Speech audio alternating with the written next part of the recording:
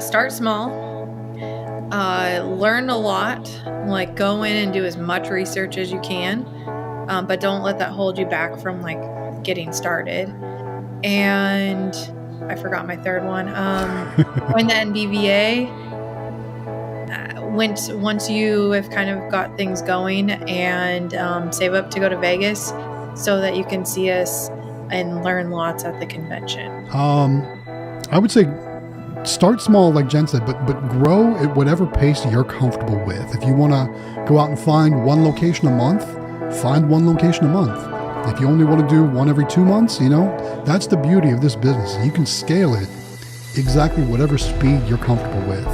That's what I think is most important. Also, I really try to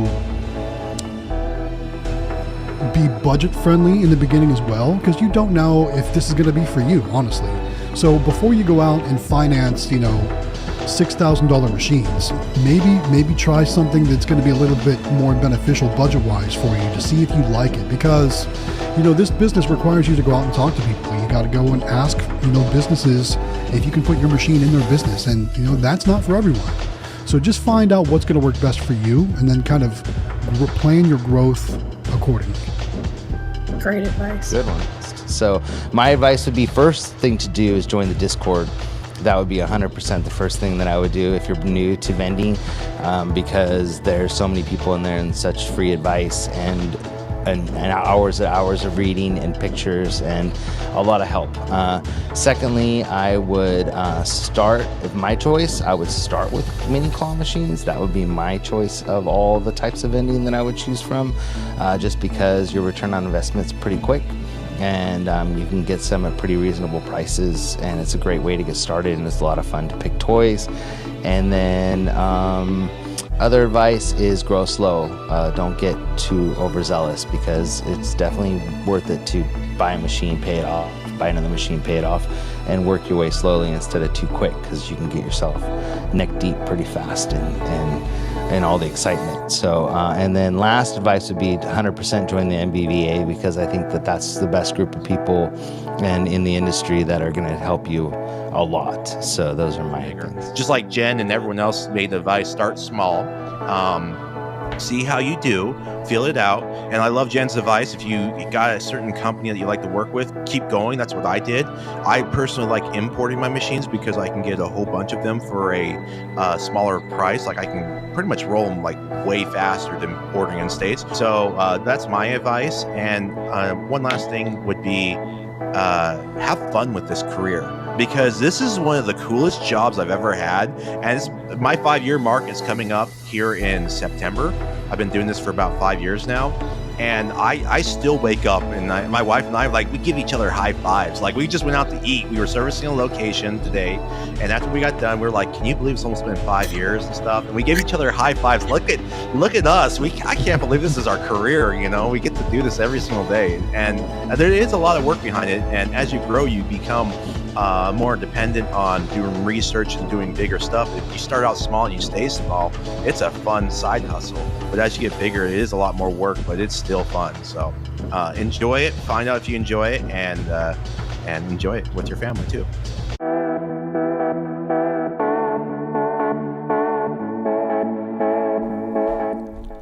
Hey guys, happy holidays, and welcome to another weekly Vending Live. It's Jonathan from the Howard Hospitality Group. Joining me this evening, we were going to have everybody once we get going here. First up is Matt from Galaxy Games 843. Oh, and I have the wrong screen. Hold on, Matt. Hold on. Sorry, hold on. I did that wrong. Ready? There you are. Sorry. What's up, guys? How's everyone doing? It's happy holidays. Sorry, man. I apologize. And then also joining us tonight, we have Jen. Hopefully this one works. Jen, also known as Jen Vend, president of the NBVA. Let's see if she pops up. Hey! Oh, but look at he's wrong again. I know. What is going on with your... Here, hold on. I don't know why I did that. There you are. Sorry, Matt. I did not do that on purpose. I don't know. What's going on, man? I don't know. This is... I mean, we're still learning this software. It is actually kind of new to us still. It's only a few months we've been using it, and I'm not the best, so I apologize. But welcome. You know what? 1 week from today is, as everybody knows, the big man's coming, and so we're going to talk about that because we're actually going to take a couple weeks off because next week is Christmas, and then the following week is New Year's Day. So with the holidays, we're going to have, this is our last one before the holidays, so enjoy the Last time. stream of 2024. It is, yeah. And so we won't meet till, what day is the second week of January? What day is that? Let me look at the calendar and let me Okay. double check because I don't want to give misinformation. So it looks like Sure. January the 8th will be the next Okay. stream. So yeah, so you guys are gonna miss us for 2 weeks. We'll miss you guys for 2 weeks. I only have one comment so far, unless I'm wrong. Yeah. Oh, people are starting to join. I see they're all coming in right now. Okay, good. Okay, here comes all the comments. Okay, good. I was like, where is everybody? But there they are. I think tonight's going to be kind of a light night, comment wise and just viewer wise. This time of year, everybody is so busy getting prepared and getting everything ready. And I know a lot of people, like these last 2 weeks of the year, they will actually work really hard so they can take these last 2 weeks of the year off from their vending route completely, because this is a good time of year to take off, right? Well, So and I you know work for there's a lot of yourself, people out there. right? Right. So- I know like Anthony Hastings in particular, I know he works really hard in the beginning of December and he takes the whole second half of December off every year, That's awesome. which I think is a great idea. That's I really think it's awesome. Yeah, and I think that that's what working for yourself allows you to do. And I think that this is a Totally. business, once you get up to whatever you're comfortable with, the amount of machines that makes you enough money to be able to work from home, I think that it is that kind of business where you basically bring fun and work on your own schedule. And it's a pretty sweet gig. I mean, you can't really be upset about it. But you also need to work really hard at it. So that's the thing that I think a lot of people don't understand, is that they think it's like, oh, you just get these machines, you fill them up with toys, or you just get these vending machines, you fill them up with drinks and snacks, and it's super easy and no brainer. And then all of a sudden they get in it and they're like, this is a lot of work. And I got some stuff to talk about tonight too, like with our accounting people and stuff and costs. Sure. So things that you don't think expect. You see these news stories and you see some YouTube videos. I'm not saying all YouTube videos, but some YouTube videos where it's like, I made $30,000 in a year for just 3 hours of work a week, and we all know that's not true. There's so much more that goes into this. There's so much prep and purchasing and organizing and storing and actual, servicing machines and like so many other things. So, Well, and I think that if you are growing, in the business, like this year we broke even. That was our year. So we bought a ton of equipment and we expanded. But by the end of the year, when everything was said and done, like we're still where we started a year ago. Like there's no, we're not making $1 million, but we want to grow. So it depends on what you want to do and where you want to be. It helps us support us and do what we need to do. But we're even, we got to work our way to get up to a certain point to be able to relax. And that's a long time coming. And I think people think that you get all these machines and everything's great and you're just going to be able to sit at home and count money. And that's not the way that it is by any means. And no, not. Especially if you're growing and reinvesting and doing those things, that's going to tie up a lot of your funds on a regular basis. So absolutely, you're right. Well, and I think too, we just expanded our full line. And poor Brandon today, he came over and he set up 4 machines today. And I was doing a bunch of amusement stuff while he was doing that. And he started at like 9 or 10 o'clock this morning and he just got done like 5 o'clock tonight, setting up 3 machines, stocking them. And it's full time. And it's a lot of time, it's a lot of work, and then it'll be running and going, which is great, but he's still got to come back and fill it. Think something's only going to take like 2 hours or 3 hours, and it takes like 6. It always does. It never takes the amount of time you think it's going to take. Well, and he had an hour with one location was just on the phone with, calling VendNet just to get, one of the readers to work, because you're supposed to be able just to, turn them on and they're supposed to be ready to program, and it wasn't. So he's got to call the number and get it all set up and ready to go, because when you get the readers, you're supposed to send them information or calibrate them. So then that way, when you go to the location, they're up and running and ready to go and accept credit cards. But if they don't work that way, you've got to call them and they've got to activate them basically. And so there's that whole process, and you can imagine how many hundreds of thousands of people are calling in a day, and they close at 2 p.m. So, I mean, that's the thing, is they're all East Coast. So he's, sitting on hold going, I hope they don't close. I hope they don't close, So I don't know. I think that a lot of people misinterpret vending in general as a passive income, and there's no way. I mean, Jen was rushing to get home from setting up a location today. David's on his way. He should be here any minute. For those who want to know where he's at, he should be here. He's on his way home, and we've all been working all day, and that's it. I mean, it's not like we sit at home and play around and play video games on our computers, and that's our life. So, anyways, I'm even sick and I was out working. Right. Well, and I think that I think that a lot of people get into the business and they feel like they know what to expect, and then they realize how much work it is, and they're out. Within a year, they're out of the business. And I think you really have to have that mindset where you don't stop working. And if you do stop working, there's a problem, or it's going to be 12 problems the following week. So you really got to think ahead. You got to plan. You got to work. And I don't know. I think all of us don't like to be sitting around. That's just kind of our personality. And otherwise, you can't really vend. I think, you can't grow and you can't vend. So anyways, do you guys want to talk about your weeks? And then I'll talk about our week, and then we'll go into comments, because there's a lot of people saying hi and stuff, but nothing really pressing in the comments so far. So if you guys want to start. Who wants to start? Sure, I'll kick it off. Actually, Okay. there was not a whole lot of vending in my week this week. A lot of prep stuff, a lot of ordering and stuff like that. We did get our order in from All Star Vending, our IAPA order, which we got 8 huge boxes of plush in. So that was fun to receive and unpack and sort and, squeeze into those vacuum bags. I know you can't see it over my shoulder here on camera, but I've got a bunch of vacuum bags of plush all squeezed in there. I need to figure out a better way to store all those plush, and maybe we can talk about that that's one of tonight. the best. Well, and I think you should tell people what you bought. Well, maybe we can go and she can share your screen, and we'll go to their website in a little bit, and you can show what you bought, because I think that'd be kind of cool. Well, we could do that for People sure. are We can always do that. asking, like, what do I get? I get that question all the time, and I think that's a great thing to cover too. So, but that was it for the week. That's all you got? No. And holiday prep. I mean, we Okay. we are in full Christmas shopping swing here, and we're not done yet. So there's a lot of that going on. When you have a family, which I'm sure many of you also feel the same pinch, you feel like you're never quite ready. You're never quite done shopping. Even on Christmas Eve, you're like, I probably should go get this person something little or something. It's like it never ends. So I will be happy once all the holiday stuff is over and we can just get back to normal life. We had the issue of when we get to go, we get all the presents wrapped. Like I did all the present wrapping this morning when I got up, what we had on hand.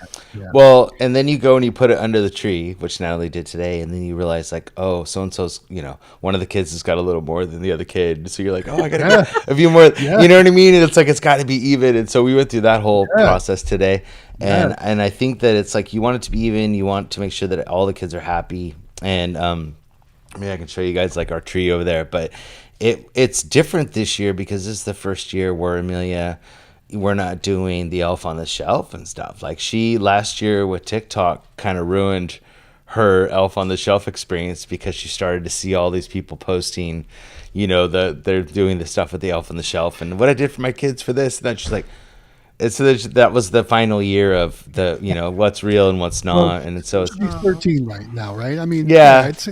I'm sure she was probably. I know, but you want to hold on to it for as long as you can, I know. 'Cause And I've got a daughter about the same age, and I think for the last couple years, she's humored us, if you know what I mean. yeah. Well, and I felt that too for a little while last year at the end, where she was kind of like, and then she kind of just said, yeah, so you won't be bringing him out next year, will you? And we're like, no. So she finally kind of let the cat out of the bag, and we're like, oh man, like the magic's gone, and so I don't want to ruin it for many kids watching, but like, I mean, hopefully they're not, but it's just one of those things where it's bittersweet, and so this year we got to like do all the presents and like just put them under the tree, which is this is the first year we got to do that. Like usually we wait till the night Oh, before and we do the whole like ash footprints on the carpet and the leaves, and I mean we went all but you out go every all single year. out. Oh Well, you yeah, guys we did the go cookies. all out for everything. Just knowing the way you handle Halloween, it doesn't surprise me. Yeah. Yeah, but and it's even not that important to me as Halloween, but like it's the experience, I guess, and it's like going to Disney World, or like Jen loves and David loves. It's like it's experience. You go there and you just feel something, and they every year they woke up and it was like the biggest deal, and it's just so awesome. But yeah, so this is the first year where it's not, but it's also the first year where she's grown up. She's a different girl than she's ever been, and she's like super responsible, and just I mean, just she's just grown up. She's 13. She's a teenager, and there's also the teenager, you know, what do you Sass. want to say? Yeah, there you go. Yeah. Like the attitude, she's got that too, but in a respectful way, which is cool. Like it's vending for those of you who have kids, and we were talking about this today, Jen and I, because we do the scholarship for NBVA, and we were talking to one of the members today, and it's like so important to get your kids involved in vending if you have a vending business, because it's made her into something totally different than any of her friends or any of the kids that are in our community. Like she's a different animal than any of them, and it's all because of vending.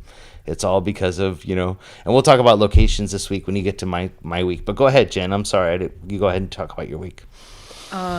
So after we had the live stream, I don't think I was on last week because I was gone. I don't You were remember. out. Yep. You were out doing the Um, location. You were doing yeah. the ride-ons. You're hauling all those Oh, the kitty kitty rides, remember? rides. Yeah. Oh yeah, Yeah. that was an ordeal.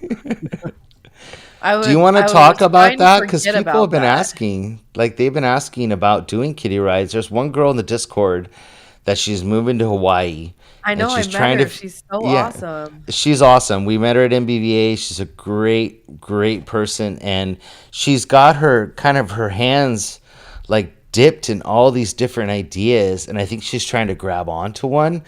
And I think there's so many that are out there. There's everything from, I mean, she's been talking about doing, what do you call those? Like the jukebox systems, to doing Yeah. kitty rides, to doing claw I need machines. to look to make sure. I don't check Facebook Messenger very often, but I think I was talking to her before last week. But yeah, she was very interested in. I think she's part of our family's part of the military, and so she's going to be going Yes. there for that. Her husband's in the And military, which means she's in the military, I guess you'd say. Yeah. yeah, So, so like getting those on a BX or however you say it would be pretty awesome. well, and we Um, had, Moonwater Minerals, who used to Yep. be very active in the Discord and on Facebook.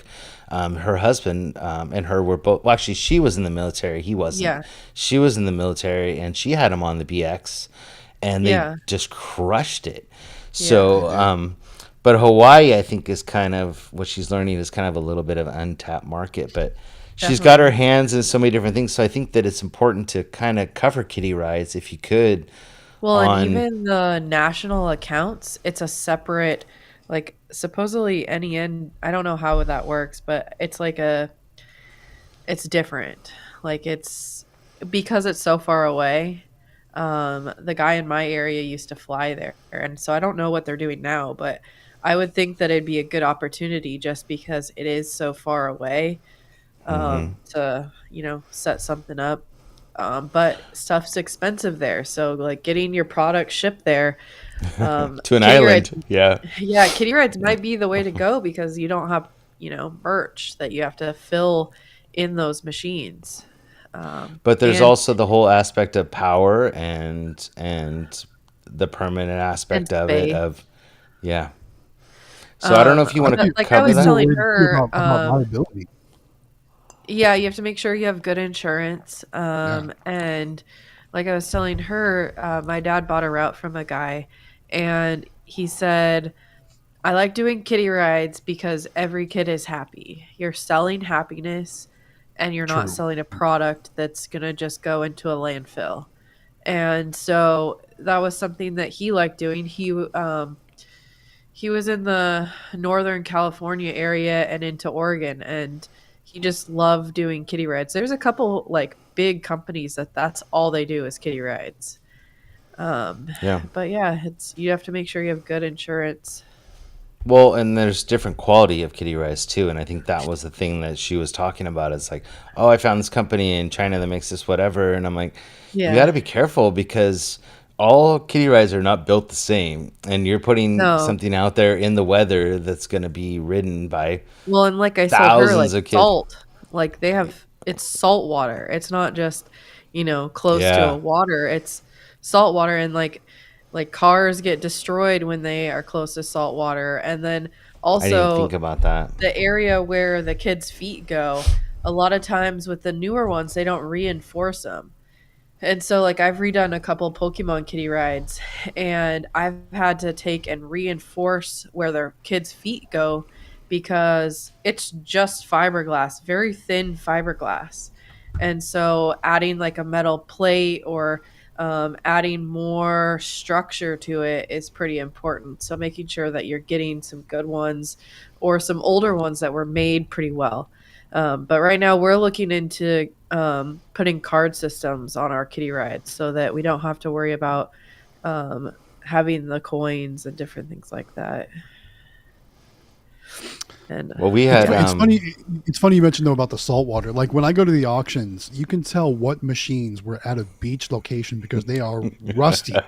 All the metal is rusted. yeah. So you got to look out for that stuff.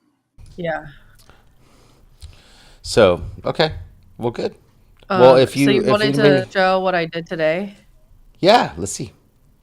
Can you share your Also, screen? yeah. So if you want to There it share it, is. I yeah, got it. shared. And so Oh, I nice. added a locker box to one of my Poor Matt's locations. gone again up here. Hold on one second. Let me put him back. God, I don't know what his deal is. I'm going to stop screen sharing. I don't That's what I'm know going. I'm going to what. stop screen sharing. It's, no, no, no. There you are. Okay, you're back. Sorry. Apologize. Okay. It like So made you the same. Sorry.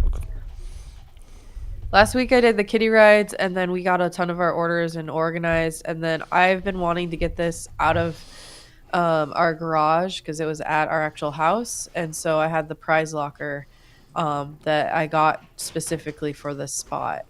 Um, and so I covered up the one because I'm testing something out and I want to see if it works.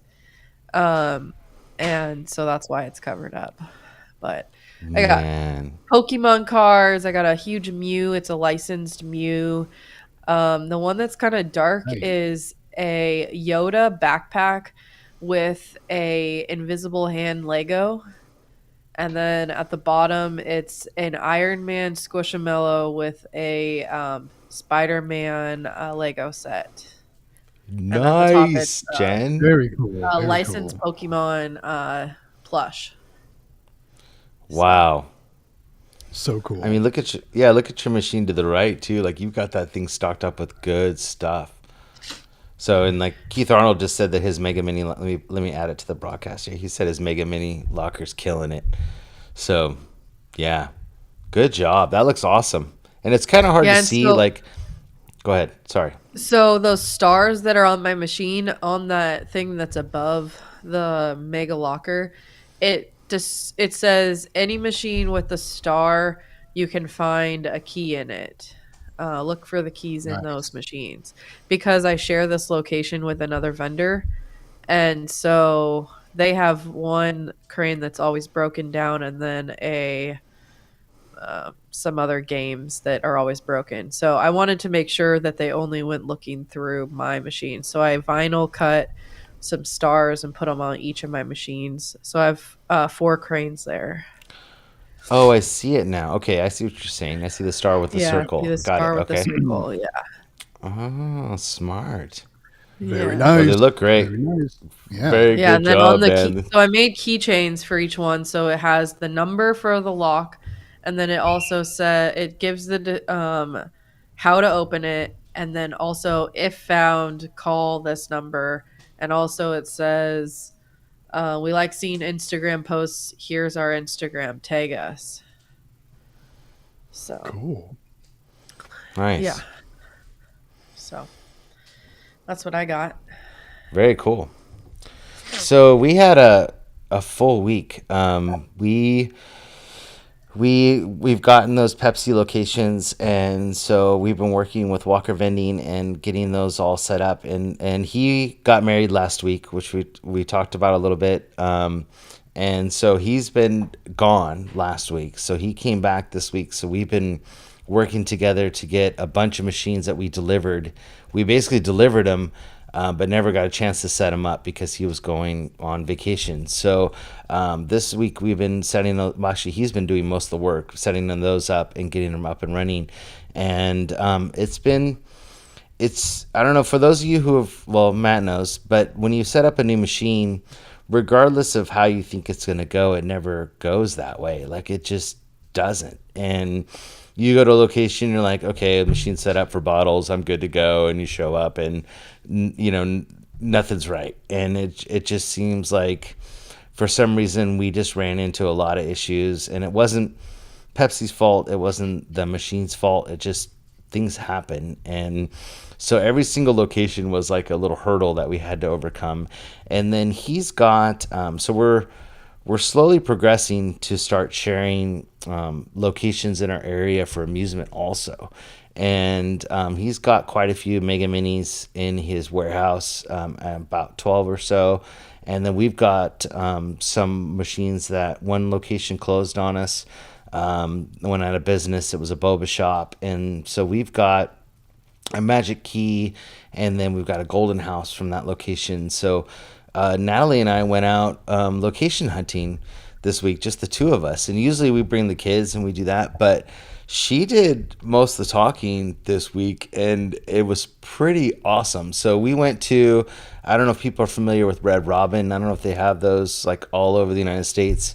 Love Red Robin. Yum. I love Red Robin. Yeah, exactly. So those are privately owned franchises. So if you're looking to get into a Red Robin, which is like kids galore, nonstop, like, so we went to a Red Robin, and she pitched, what we do and stuff like that. And they had a little room off to the side that it sounds like we're going into there.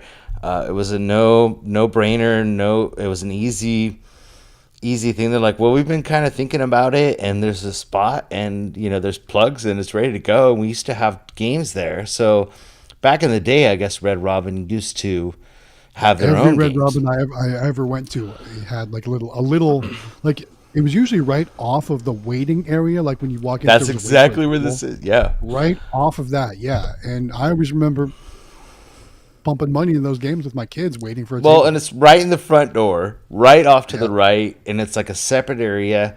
So if you put it right there, I mean, it's great. It's fantastic. So we're talking about putting a mini, probably like a Key Quest, with prize lockers down below, and then doing like a spin and drop or something like that, so you have like 3 different machines, and it's just, we're so excited. So that was one of the locations. What were you gonna say? So Go ahead. I'm laughing at PA Pokemon Pool's comments. If you want to highlight it real quick. So Yeah. basically, when I lived in Ohio, there was a Red Robin about an hour away from me, and I would drive to it just to go there. And it's actually in the area where PA Pokemon Pools works. I don't know if he lives around that area, but he works right by there too. And it's funny because I want to say that I would meet up with him for trading games or something. I don't remember, but yeah. So I used to drive over an hour just to go to Red Robin because I love Red Robin so much. Well, the kids love it. I mean, our kids love going to Red Robin, and I love their seasoning you could put on the fries. Like, I'm like I love that. And I love putting that on my fries, and it's one of those things that you can't really find anywhere else. I know it's just like seasoned salt, but for some reason it's so much better in person. And so we're very excited about that location. We went to this one place, which was kind of a surprise, and it was like a Mongolian barbecue and sushi place all in one.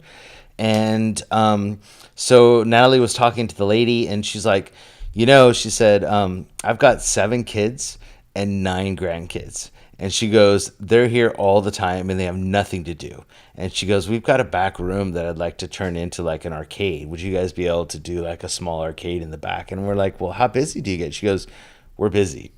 She's like, we're really busy. And we're like, okay, well, and so she took us in the back and showed us the room. We're like, this is really cool. So basically what she wants to do is like, she's like, the problem is the kids like are just kind of running around, like they don't really have anything to do. And so she wants them to go into the back room and just kind of where the parents can sit and have dinner, and like just send the kids to the back to go play the games or whatever. And so that was kind of cool. And then for those of you I don't know if across the US if it's as popular as in California, but the poke restaurants are really popular right now in California. So the poke bowls and oh, they are too? Okay, so right now in California, they're everywhere. Like, they're popping up all over the place. And poke so we went burrito. to this. Yes. And so this place it's called Poke Plus is what it's called. And so we went in there, and it's like this total, like aquatic theme of, like, and so we have, he's got some machines in his garage or in his shop that are the rainy, like the underwater theme. So it's like, it's perfect. So we're putting a boy and girl machine in there. So it was like, we went out and we hit, I think 6 or 7 locations, Nellie and I, and we got like 5 of them with yeses. And the only reason the other 2 we didn't was because the owners weren't there. But I think it's really, I think there was a comment and I wanted to highlight it. Let me go up here. It says, if you can read it for me, Matt. Sure. All right. I wasn't ready. Here we go. Sorry. It's all good. So Neon Starship comments, he says, question, the wife and I have been running into either yeses right off the bat or hard no's when location hunting. We haven't run into any, we'll think about it, or so. So the question is, how long do you guys wait to follow up? So with us, one location we did when we went up there, we followed up with it, and it's called the Chicken Shack. And it's basically like all different kinds of forms of chicken, and it's really, like, I guess, very popular. It's about a block from the high school. And so all the high school kids went, and we had gone there before, and the manager wasn't there at the time. And there's 2 locations in this town. And so I said, well, let's hit the other one, and then we'll go and check out, the one that we hit before. And so we went to the one, and come to find out the owner was there. And it's a tiny little, like, it's the original Chicken Shack, I guess, quote unquote, And so he goes, I don't have room in here. He goes, I love what you guys do. I think it's really cool. He goes, our other location, have you been there? And I said, well, we went there like a month ago. And he goes, oh, we'll just put it in there. He goes, go see my manager. His name's, his name's Jordan. Go talk to him, and we'll put one in there. And I'm like, really? He goes, oh yeah. So we go over there, and Jordan goes, I saw your flyer. He goes, it's been sitting on my desk. And he goes, I've been meaning to call you. And this is a good advice for anybody out there. Like, go back. Like, we waited a month. We probably could have gone back in 2 weeks and landed it 2 weeks ago and been making money on it this whole time. And he just goes, I just get busy. I don't have time to call you guys back and whatever. But he goes, I've been kind of wanting you guys to come in, because he goes, we get busy with high school kids all the time. And he goes, the one thing is, he goes, they're kind of rowdy and stuff. He's like, do you have like a, something to secure it to? A more and secure I'm like, machine. Yeah. And so I'm like, oh, we have the claw. And I talked about the claw stand and stuff. And he goes, oh, that's perfect. And so he goes, yeah, bring it in. And so by the end of the conversation, we ended up placing a medium machine and a mini in this location. And he said he usually gets about 60 to 70 high school kids at lunch a day in that location. And he goes, there's 2 restaurants. There's a burger place across the street, which is a franchise. And he goes, and then there's us. And he goes, they go 1 of 2. He goes, and usually they just alternate days of where they go to have lunch. And he goes, we're more popular, but he said they don't want chicken every single day, so they'll go over and get a burger or whatever.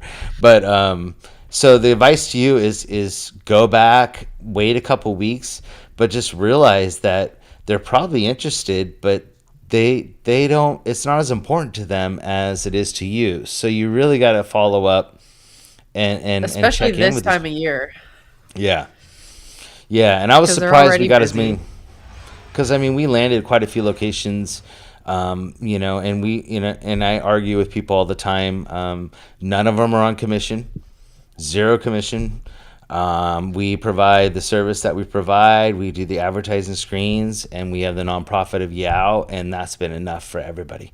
So, a lot of people argue with me about you have to offer commission. We never offer it, and we're not paying commission at any of those locations. So, don't go the first thing walking in and offer a bunch of money, because you don't need to. Like, offer your services and what you do, and how you do in other places. And then if they ask, they did ask us 100%. All but four asked us, or all but two, I'm sorry, because there was six. So all but two asked us for commission, or what do we pay?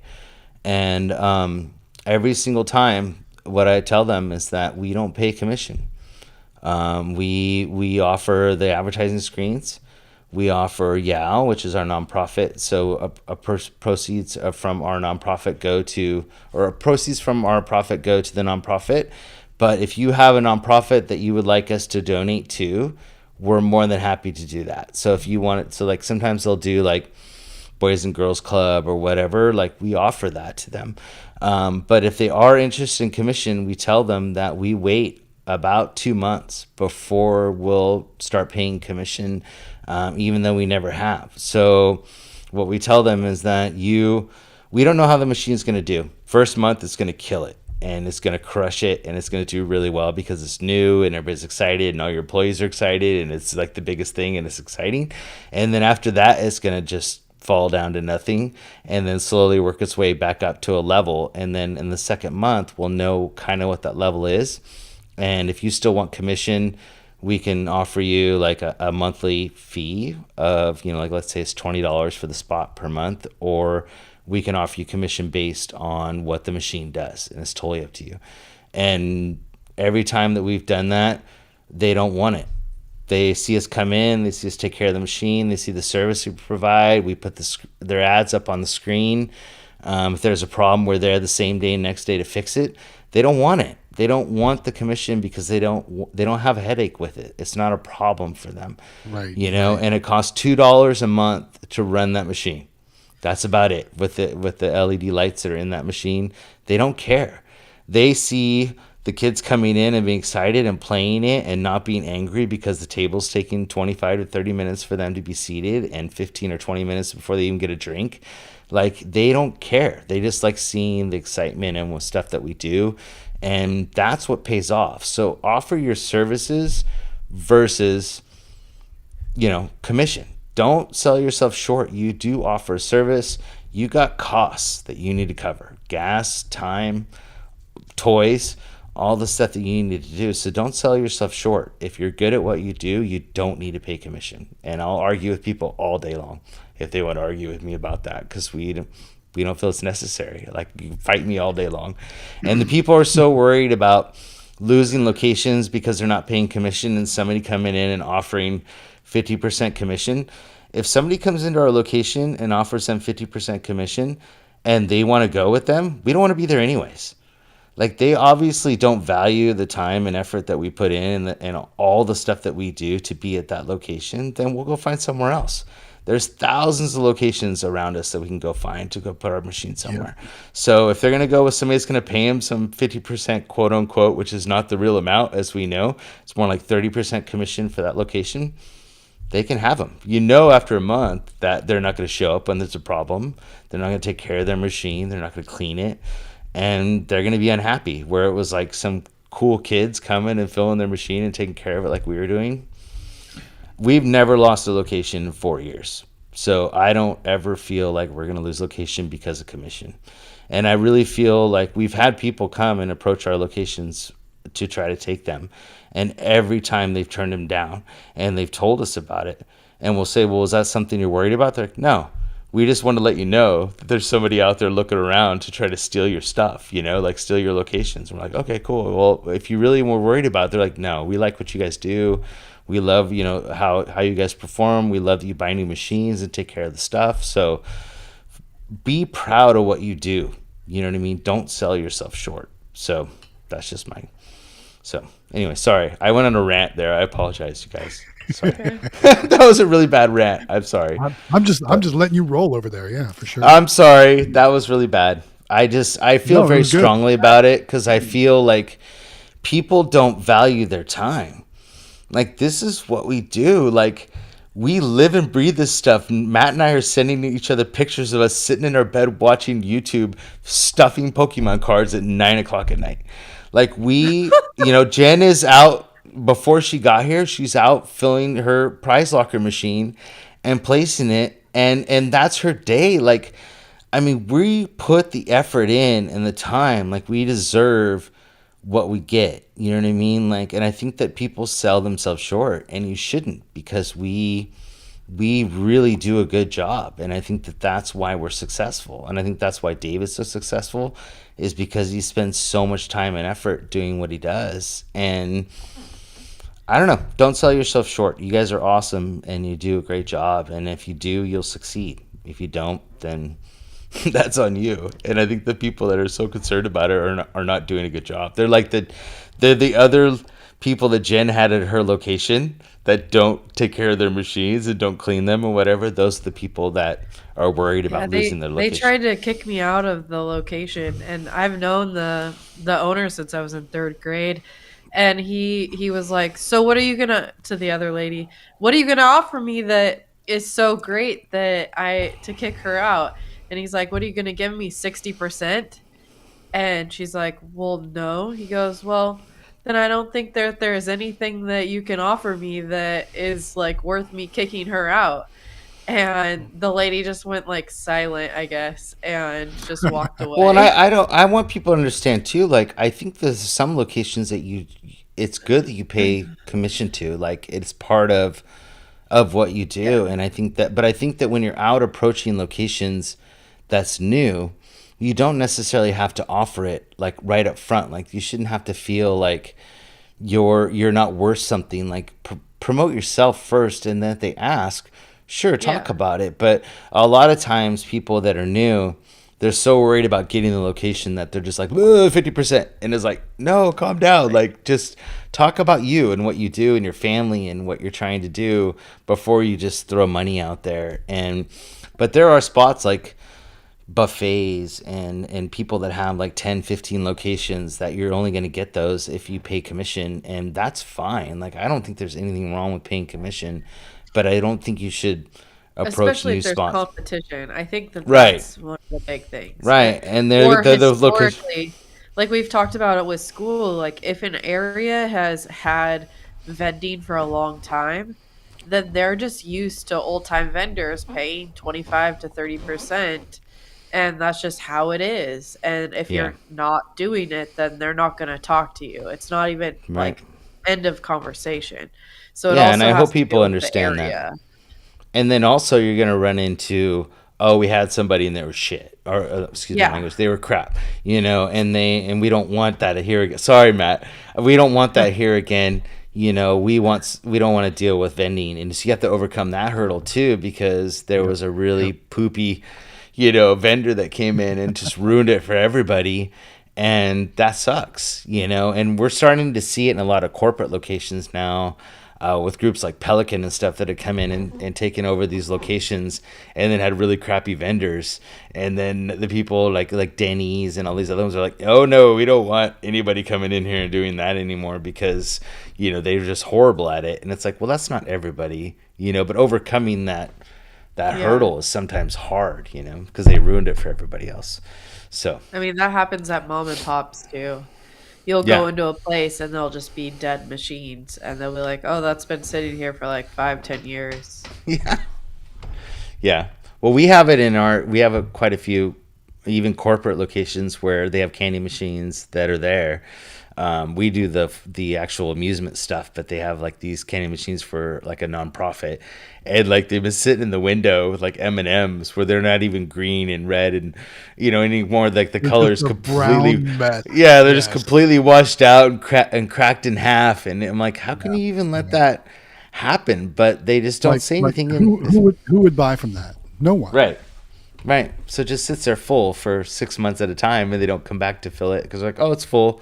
And it's like, no, you need to empty that out and start over and move it away from the door. But yeah. So Moving to a whole new location. sure. Yeah. Okay. Just take it. So there's not really much. Somebody asked how our. Let me see if I can find that comment. Oh, here we go. Albert Paulo wants to know, Jonathan, how is the Perfect 10 machine doing? So it's doing okay. So we have it in a location where there's about, I think, 13 machines or something like that, and we brought it in as kind of something to kind of mix it up a little bit, and it's doing good. It's not doing crazy numbers. Our claw machines always outdo Claws are anything always else. king. Did But you it get that does. kit?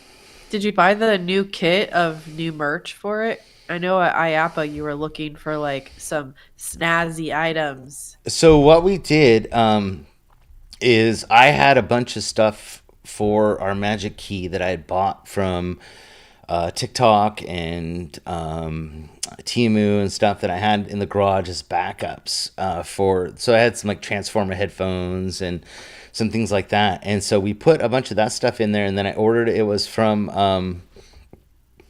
Why is my brain not working right now? Where were we, Jen? BMI. Where did I?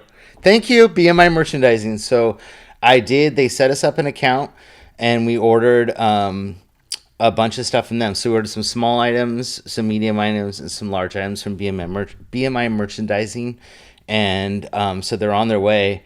And so they have really Okay. good stuff. I mean, so I So you did order haven't. some stuff. Oh, that hasn't come into play yet. No, but it hasn't Okay. come into play. So I filled with what we had kind of on hand, and then I ordered some stuff. So Okay. um, So that might affect how your results are currently. correct. Yeah, because we just have some kind of basic stuff in there right now.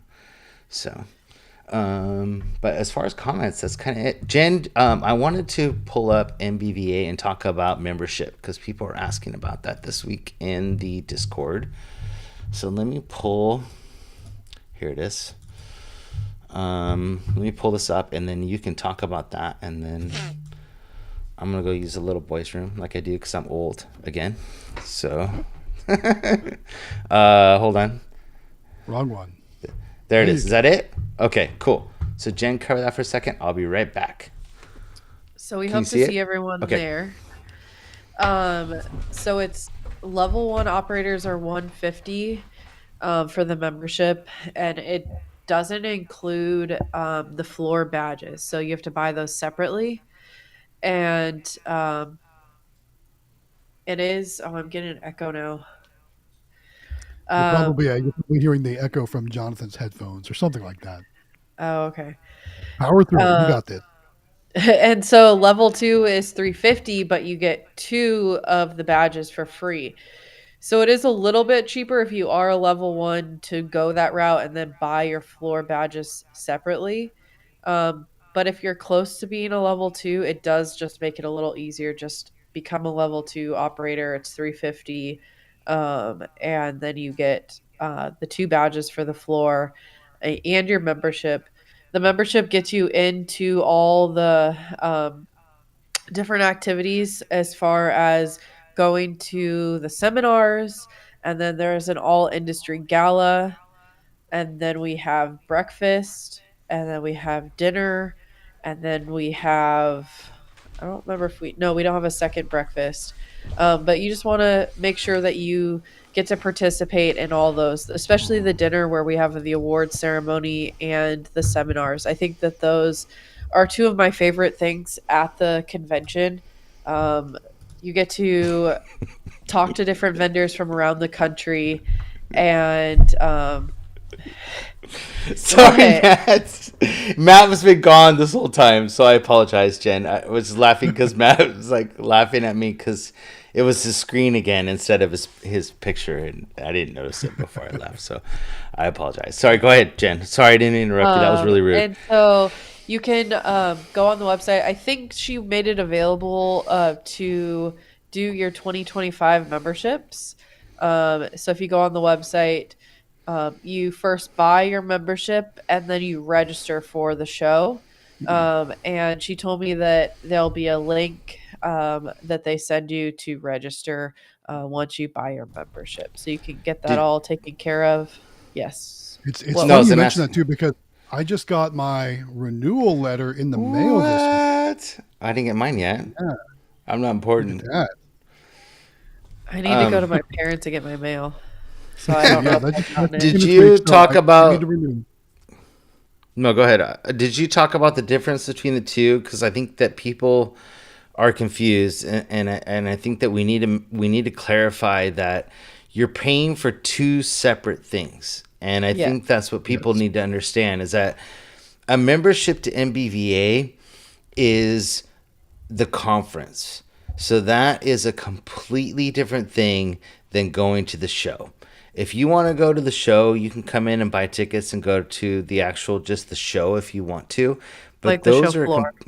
the show floor, which is Yeah. the amusement expo. You can do that, but you don't want to do that. And the reason So, is well, because can I stop you for just a second? yeah, yeah, Because yeah. Go ahead. I think there's still still a little bit of misinformation in there, because the membership fee is just for membership of the NBVA, That's right, what I was Jen? trying. That Yeah, doesn't get you Yeah. that the floor passes are what get you the actual conference, the seminars, right. and the floor. Exactly. Correct. But if you're just a member of the NBVA, you can't go to Vegas and attend anything without buying the passes for that separately. The membership No. just covers the So No, membership of that's the not true. NBVA. it's the You can attend opposite. it. It's actually the Yeah. membership gets you into the events. It's the floor Okay. badge that gets you onto the show floor and get to walk and Only the see all the different show. booths. And I think Okay. All that's right. where So I that's was what I want to confused then. talk about. So, like But Yeah. you I want to get both. Like well, and that's this why is I what I think the want. level Yeah, 2 is just as it's Right. the and what easiest Jen way was saying. to. So let me like the way that I want to explain to you because we had this problem the first time too because when we So went we there's were definitely some confused. confusion, 'cause Yeah, there is, and I think that Yeah. that's what people need to understand is that you're paying for two separate things, and if you're going to go to Vegas and you're going to go to the show, you're really, really not very smart if you don't join NBVA and get the conference package because that is what your Yeah. membership gets you. So that is all the seminars. It's the first night dinner. It's the next, or actually, it's the first day seminars plus lunch. The dinner that night. It's the next day breakfast. And then you go Dinner. to the actual the show, and then you go to dinner Dinner the next again night. for the Yeah. awards that night. So you're getting basically like 3 or 4 meals just as part of your membership. Which, if any of you have been to Vegas, that $150, like I mean, is covered in the first 2 meals. I Right. can tell you that Right. right now. So you're not only getting that, but you're getting a whole membership for the entire year to be part of NBVA, which is going to be webinars and all the stuff you can do that pretty soon on their website. We can go to the back end and watch all these stuff they're working on right now. Plus, you get to actually have a say in the industry on what's happening. You can attend the board meeting. So there's a lot of stuff that's beneficial, not just to pay for your trip there, but you also get a discount on your hotel room. So now all of a And sudden, and by go being a ahead. member, they can also apply their kids can apply for a scholarship. So if you have kids that are going to be going off to college, it's a way for you to get involved and then have your kids be able to access the scholarship that we give out every year.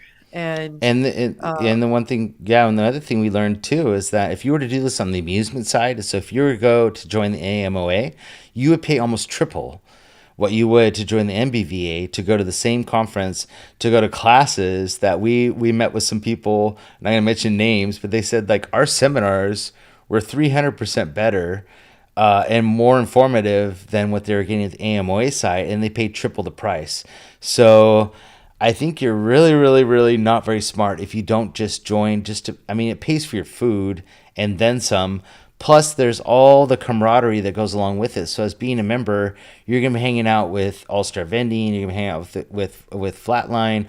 All these people that are in the industry that can get you into the products that you're looking for, and it's just so much more that you can get out of it. So, I think you're well, really and kind of something I learned my first year of going was if you can get one piece of knowledge that'll pay for your trip, I mean, it pays dividends in the long run. So you are paying for your trip year after year after year by that one piece of knowledge. If someone tells you at breakfast, hey, have you looked into doing this?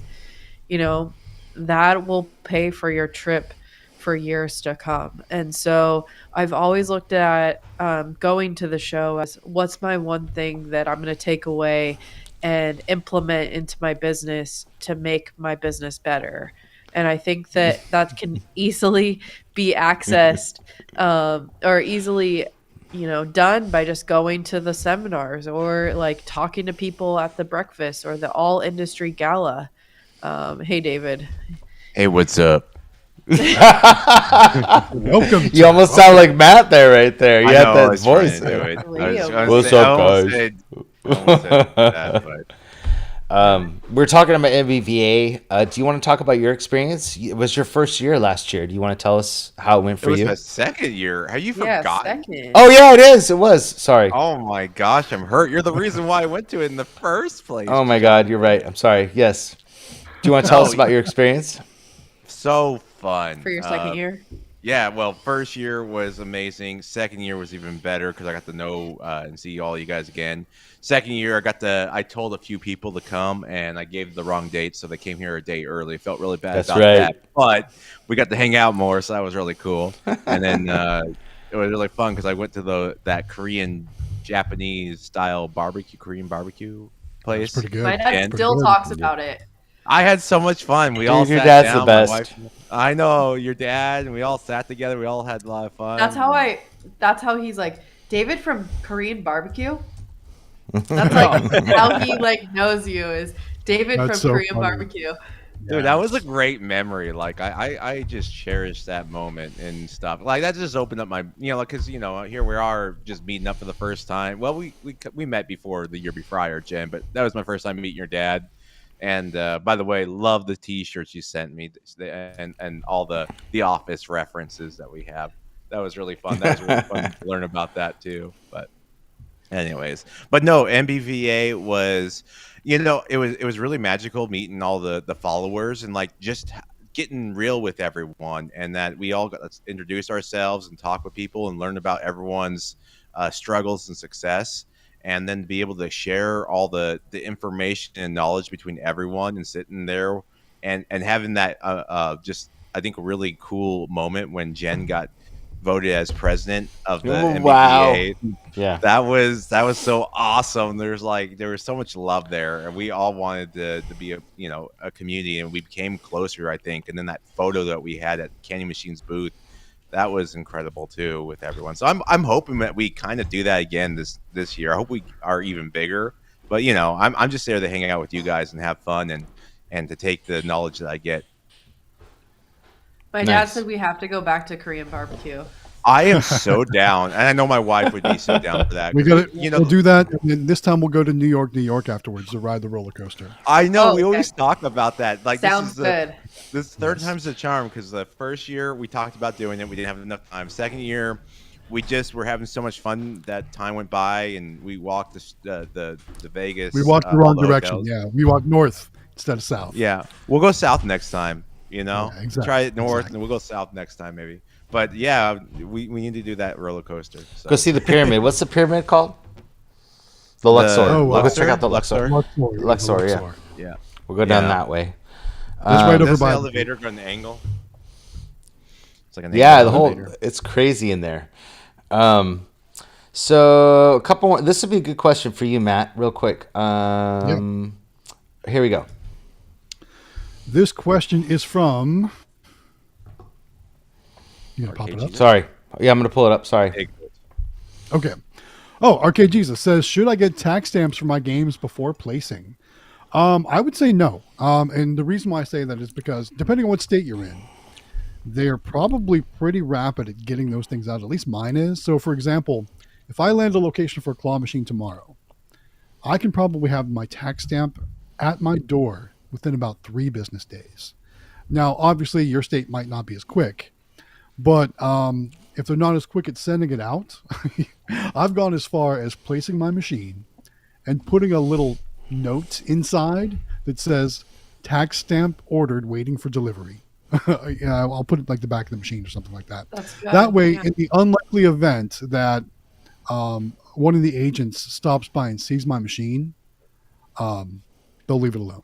Because typically what they'll do, it's so funny in South Carolina, if you place a machine without the required license or tax stamp in this case, they unplug your machine and they contact you and make you pay for the tax stamp. That's the fine. The fine is the same amount as buying the tax stamp. So technically, anybody in my state could get away with not running any tax stamps, and then when they get caught, just buy the tax stamp. That's because technically that's what they're doing, because then they'll send you the tax stamp after that. But I like to play by the rules. Otherwise, I'd have coin pushers all over the place. So I have a question. There's somebody had a question, and I want to kind of cover it real quick. Well, actually, do you want to cover this one first, and then we'll go on to that one? Matt, go ahead. Jay Hayes says, what's a tax stamp? So some states require a license to operate amusement games. For example, my state requires a coin-operated operator's license. I know that sounds funny. To own and operate coin-operated games, not vending Per machines, machine. but games. Yes, per machine. Well, you have to have a physical license, and then you need to buy a tax stamp, or it's a designated license for each machine.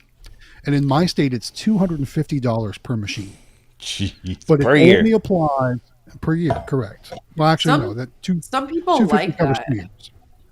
Well, some people like that because it pushes the small guys out. Yeah. Yeah. Some operators in my area are asking the Department of Revenue to raise that price because Wow. they want to push the smaller guys out. Is that your Um, state association of AMOA? I've never worked with them, so I couldn't say. I've just heard the rumblings from some of the larger operators that ultimately have some shady practices going on. It'll So be we won't name interesting. any names or talk about anything In like January, I go to It's been all over a- Facebook the past couple of days. So yeah, if you go to Uh, Facebook, you'll see it. I go to a Right. state gathering in January of all the state associations, and it'll be interesting to hear them talk about the different state stamps. Yeah, Because let me know Oregon what worked you hear really about hard to get South rid of Carolina. ours. Yeah. Yeah, I wish some they'd just states are get rid of it, crazy. honestly. It would make it so Yeah. much easier if they could Free the market. Right. Free the Well, world. I know New York, I don't know if they still have them, but for a while they didn't, because they basically went in and said the machines are providing something for low income people, and so by adding more costs, you're hurting the vendors, and in turn you're hurting the low income people. And so that was one of their arguments, as to get rid of their stamps. I saw PA Pokemon saying Free Willy. Do you guys remember that movie? I had a choice between It's from the Oregon. release of Free Willy and Jurassic Park back in 1993 in the movie theater, and I chose Free Willy. My brother chose Jurassic Park, so my parents separated. I chose them wisely.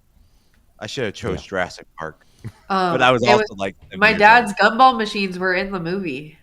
Oh, was it Yeah, That's cool. in the in Free Free Willy? Willy. Yeah, That's awesome. yeah, because it was filmed in Oregon about Keiko. Yeah. I remember the movie really well, actually.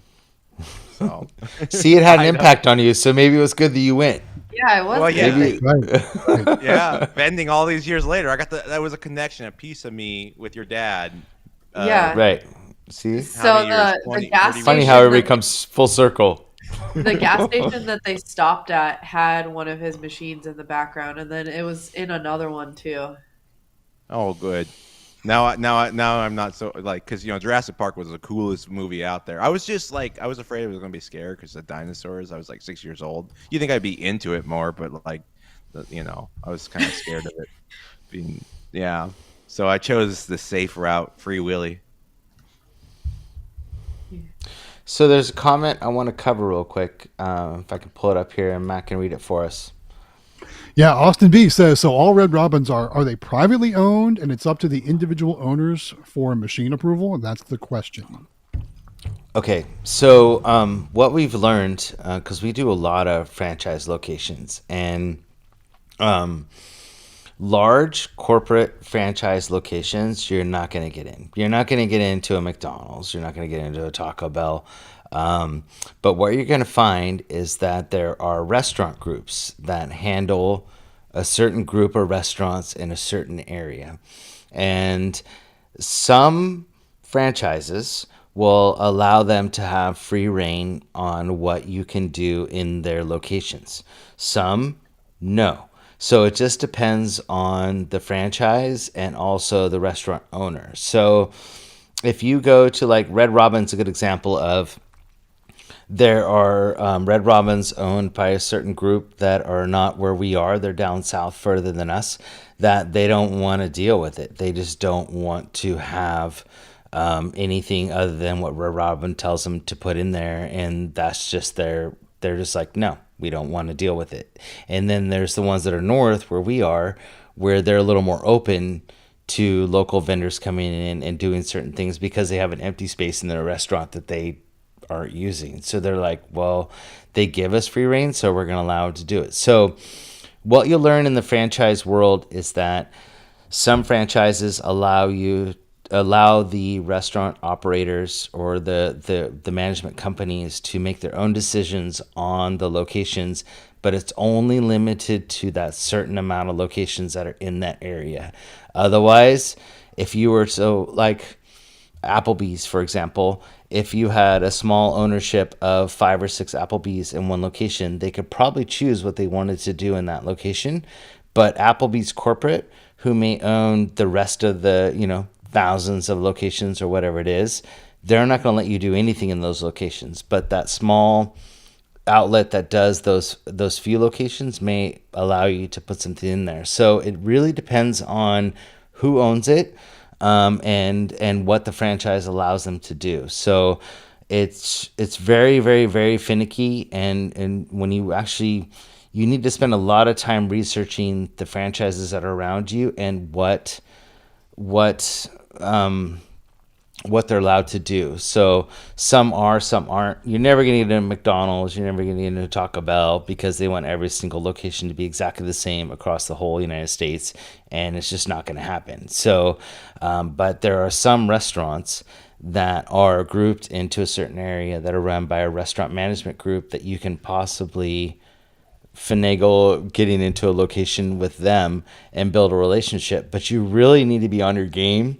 And you really need to be super professional and have, a different level of what you're doing to make sure you can uphold a corporate level of an experience with those places. So that's kind of the way to explain it. So like Red Robin is a good example of, depending on where those spots are and who owns them is going to depend on whether or not you're going to get in there. And so don't just assume that they're all the same, because they're not. It's just how it works in the franchise world. So hopefully that kind of explains it a little bit. So we're working on a lot of stuff. We're hoping to help a lot of people get into some other locations that we're working on together. But it's a whole different dynamic that we've been learning a lot for the past 4 years on how that stuff works. So hopefully that helps. A couple more questions. This is good because I wanted to cover this tonight. So let's go into this. Sweet Bliss Vending wants to know, can you guys remind me, to go legit, you get your LLC, insurance, business license, etc. What should you do first? Who wants to go first? You. Let's have you talk.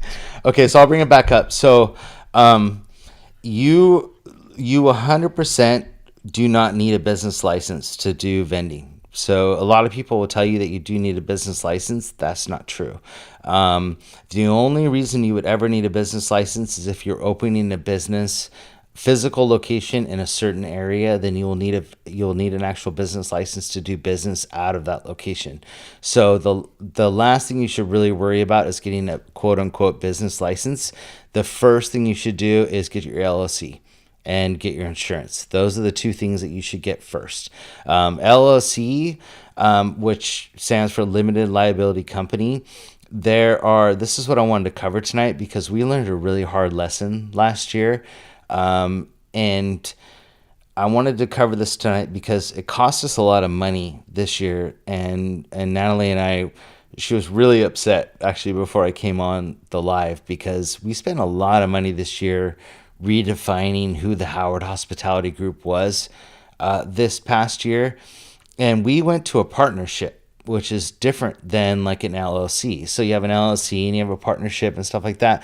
And the reason we did that is in case anything happens to us, we put, Natalie and I, and Amelia and Sam in our partnership because we wanted, in case something happened to us, let's say, heaven forbid, we flew to Vegas and our plane went down.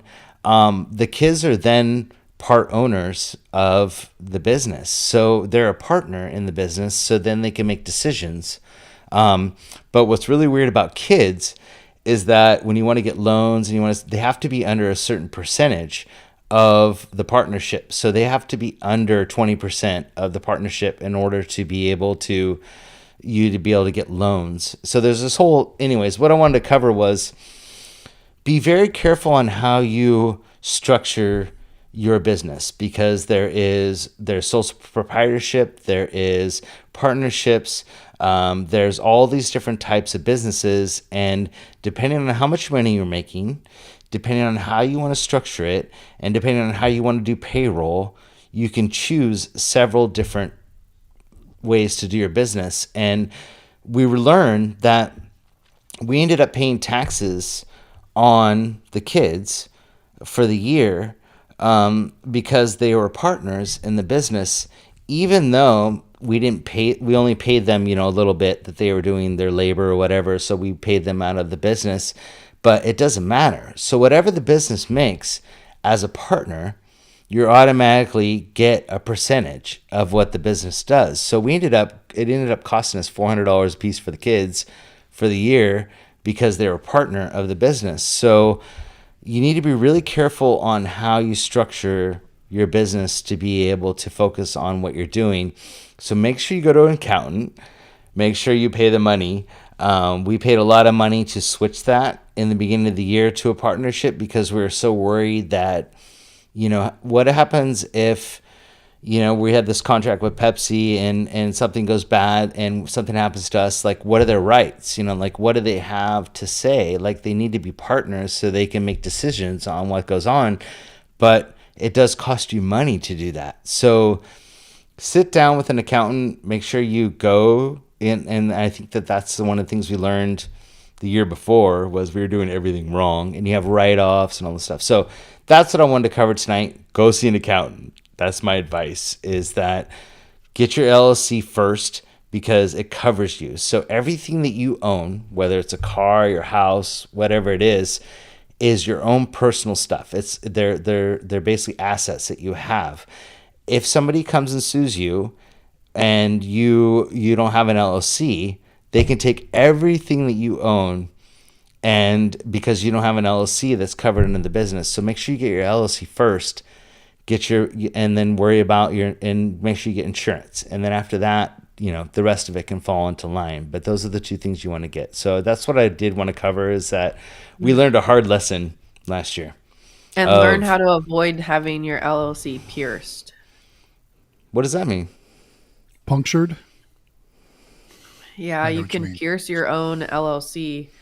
I would go talk to a lawyer. I don't give legal advice, but I learned that if you have a business card and you use it for a personal expense, that can pierce an LLC. There's a lot of things that can pierce an LLC, and you want to make sure that you don't do that. Yeah. Good to know that, Jen. Thank you. Yeah, because we're very careful on that too. I mean, we don't pierce your LLC. How to avoid piercing an LLC. Yeah, we don't use our business account for anything personal. Um, we do, like when we're out on route and stuff, we go to like eat something or whatever, we'll use like our business account to cover like a meal or something because we're out. Like we're not at home where we can make a sandwich. We're out on route and we have to have dinner because we're an hour away from our house. So there is times that you can Hour, justify. yeah. Yeah, I mean, That you can was justify. Yeah, and that's what it is. We know that we're that far away. We're not going to get home to eat dinner. It's 5 o'clock at night. So, like, we can justify that expense. So you need to be very careful. It's not like you just write off meals and all this stuff. So sit down. I can't remember that guy that's on YouTube that we love so much, but he's very good at, like, how you lay everything out, and don't believe everything you see on YouTube either, especially with our videos and everybody else's. Make your own decisions and go see somebody that knows what they're doing, like an actual accountant and an actual tax person, and knows how to do that. And every state is completely different, so be very smart in what you're doing, because like Matt was saying with your stamps and stuff, like we don't have that in California. So I mean, that's a whole different thing that you're gonna have to cover with your expenses in your taxes and all your stuff, because you got this expense that we don't have. So that's like why you got to really be careful on what you're doing. So yeah, anyways, that was my rant on that. Sorry, I ranted again. Apologize. So I wanted to cover also Jen and her Vending Academy, because like you love Vending Academy, and I know I know you wanted to cover it tonight. And so those of you who don't know, like Jen, I'm gonna throw you under the bus right now. I hope you're okay with that. But okay. That's fine. okay, so Jen does not like to be out in the open, like doing the live streams and doing this kind of stuff is not her forte. Like she doesn't like it's to not my be. jam. It's not her jam. So she doesn't like to be in the public. And for those of you in the Vending Academy on Monday mornings when we get together and we have our meetings, like you'll see Jen, like she's a completely different person, because she loves the Vending Academy and she loves people getting together on Monday mornings and talking about vending, and she turns into this totally different person. And I'm so proud of you for being like so positive and excited about what we're doing. And it's very cool, and I'm so proud of you, because you have totally like taken it like and just grasped it and like become like this Vending Academy lady. Like it's just the coolest thing to watch. And because you, like all of us, like we do the live stream, we don't mind being in front of people. Like David, he's kind of here or there depending on how he's feeling, but we're not super out in front of people. And you're like completely introverted in the fact of like you don't like to be like this kind of live stream stuff. But when it comes to the Vending Academy, you just absolutely light up, and it is cool to watch you control the meetings and enjoy it and have a good time. So I wanted to pull up the Vending Academy if I could with you guys and talk about it. Because I think, oh look, Matt's not there again. Hold on, Matt, I'm pulling you up, I promise. Hold on. You're there. There he is. Okay, sorry, Matt. I mean, I don't just get rid of me. I don't know what's going on. Criminal messages. I assigned you, so I don't understand what's going on. Let me make sure that you're. Yeah, there you are. Okay, so hopefully it should work from now on. It took you off. Okay, sorry. There we go. Okay. So I wanted to talk about Vending Academy. I don't know if Jenny, if you want to talk about Vending Academy, but Jen does a weekly meeting every Monday morning at 9 a.m.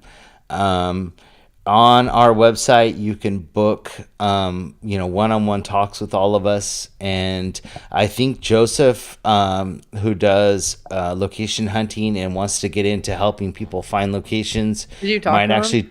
No, not yet, but I think he might want to join us and be one of those people too. Yeah, so I think that for those of you looking for help, like we talked about earlier with like we don't promote, doing commission until it's time to promote that if we need to. Those are the kind of things that we cover in Vending Academy, and people can come on there, and we're trying to do 2 meetings a week. Matt's trying to take his help videos, put them in there. David's done a couple videos. Jen does her every Monday morning. I'm trying to hopefully incorporate every Thursday evening is my goal. But for those of you who don't know, we do this. It's only $10 a month, which is nothing. And we feel like it's so worthwhile that people that come in there and share ideas. We share where to get locations, how to get locations, where to buy product. Before anybody else knows, we're sharing information that we found out just because these people are serious about what they're doing. And I think that's super important, is that they're willing to put the time in and effort. And so we'd love to have you. I really feel like everybody in the Discord should be involved in the Vending Academy, because it's how you grow. And there's one guy that has, how many does Francis have now? I think he's got 20 locations or Yeah, it's so, and he pretty ordered awesome. and he has like another 40 machines he ordered, which he's just waiting for them to show up. So he's going to be like 60 locations total, within 2 months. Like, he's just going nuts. And so I really feel like there's a lot of help that's in there, and a lot of effort. So if you wanted to kind of cover that a little bit, you guys, or Jen, or whoever wants to kind of Something I cover. really like, and not only am I helping other people, but I feel like there's so many different people from different backgrounds that come in and we like bounce ideas off. We had one morning where we were talking about some different angles or different things that you could do to get more locations.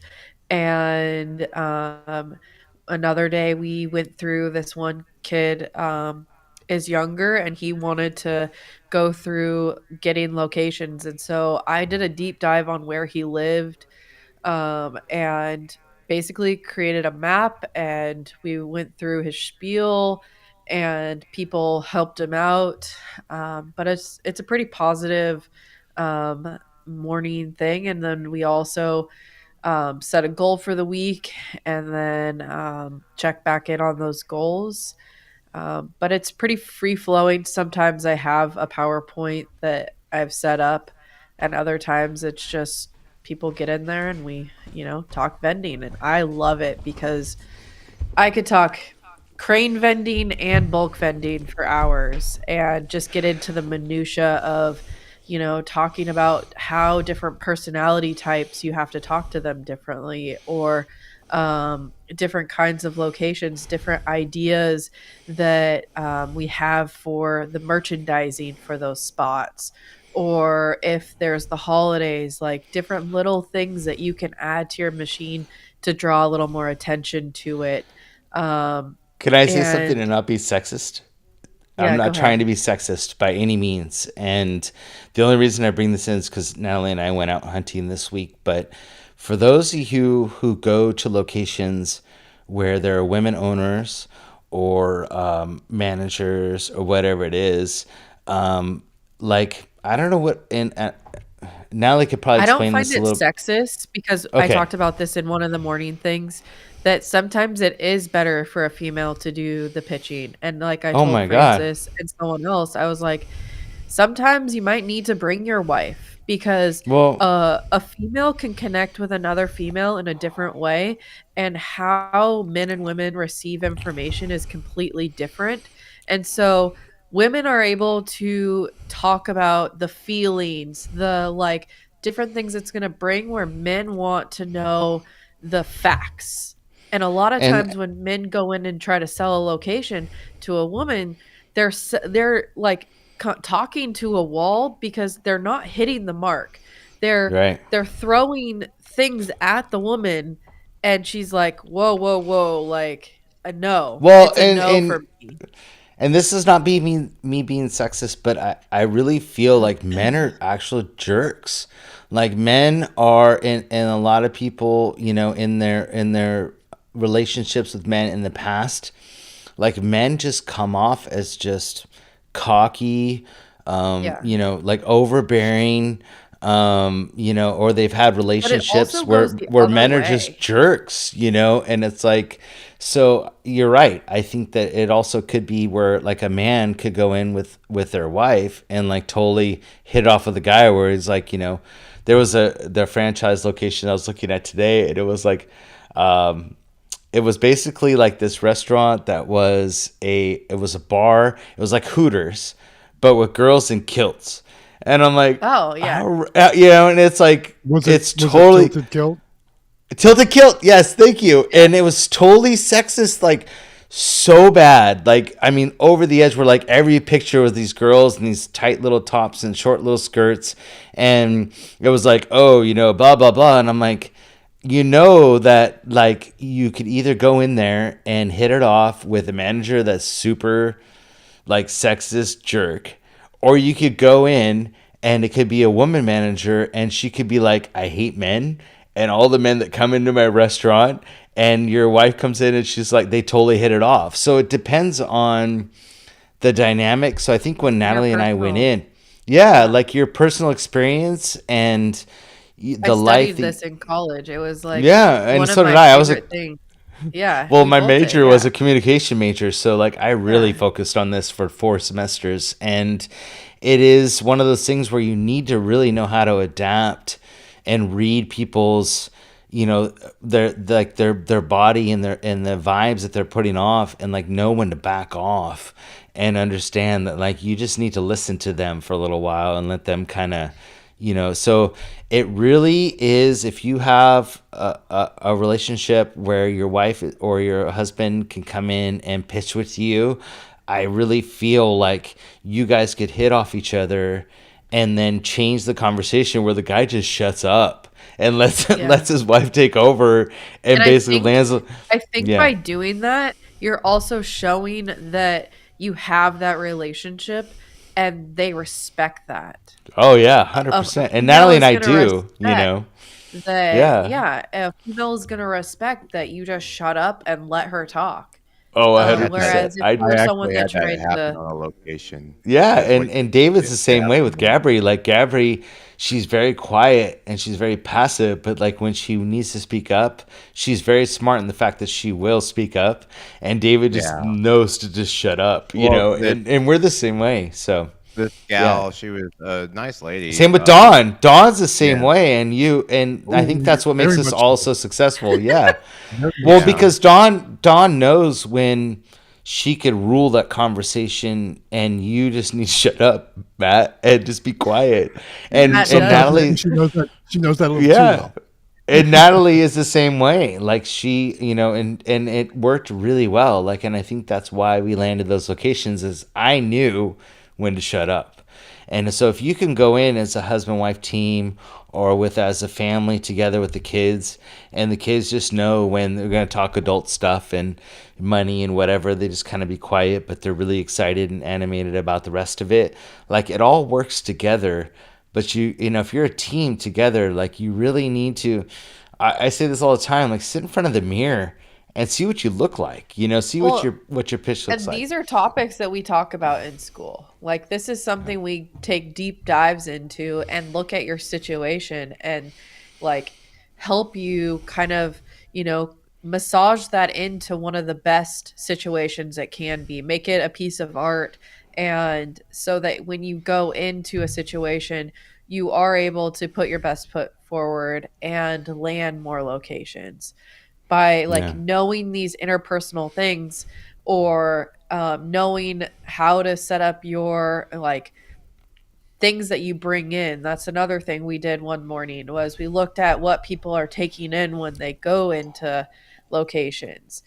So just knowing that there's a lot of information out there that um, is not always readily available.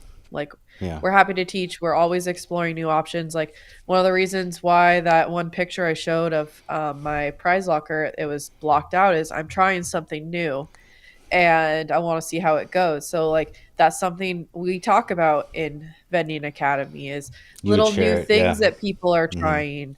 And that's something that I also appreciate from the NBVA, that there's a lot of that kind of sharing, that when you're there People are like, oh, have you tried the new socks, or have you tried like, so just know that school is a community of, we want to help you, we want to learn, but we don't always want, I don't like putting my whole everything out there.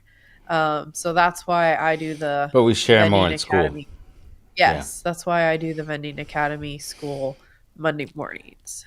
And going back to NBVA real quick, because I think that is something that we kind of. Oh, Matt's gone again. Sorry, Matt. Let me fix you. Hold on 1 second. I don't know think I what. messed it up. When I came Did in, you? it probably messed up everything. I don't know what's going on in the beginning, and I don't know why. There he is. Sorry, Matt. You're done. You are done. I don't know why, because I changed it in both locations, so I don't know. I'm sorry.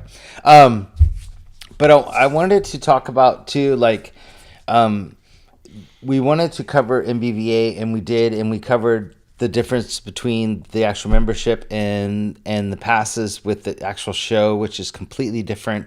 And people ask me, and this is why I want to go back to this, because I think it's important before we move on. But the show, reminder, the show is completely different than the conference.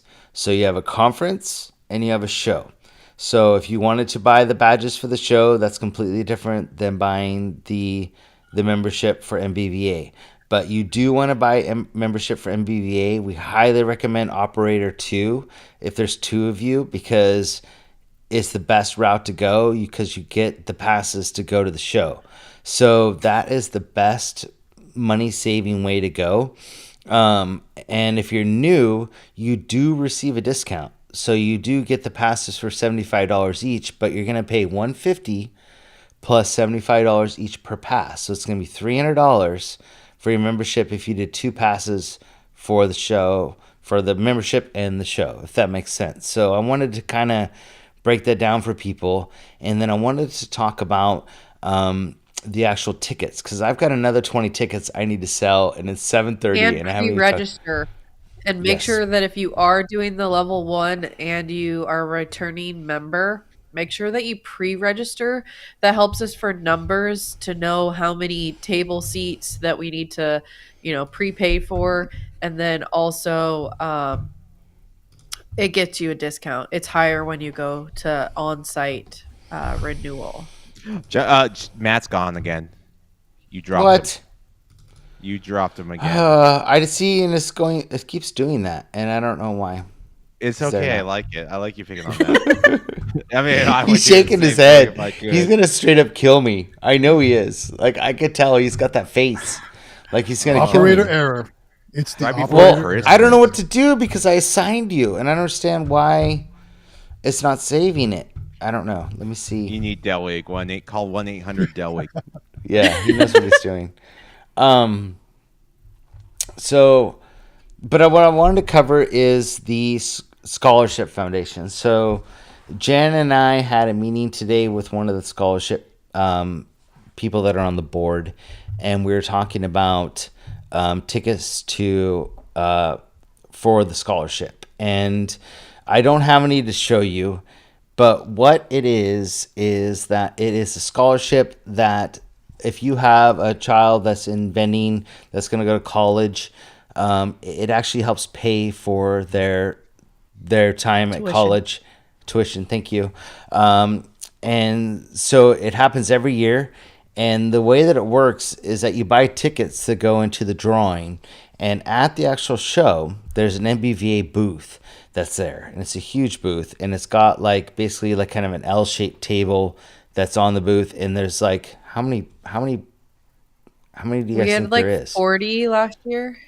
Yeah, it's crazy. So everything from Niax readers to candy machines to boxes of plush to I know Things watch completely time. unrelated to vending. Like watches. Yeah, like purses, sports cards. Like there were so There's many a cool things. big Yeah. possible cash Plus, there's prize. actually there's a cash prize for the giant reel that you can put in your tickets into. So each ticket is $5.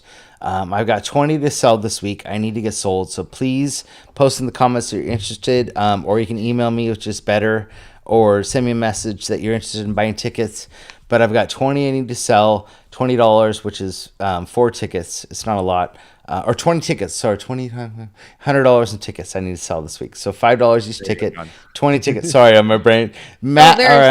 So there's all of those tricky trays, or the main, like the big prize is the $2,025. We do it the year the amount matches the year.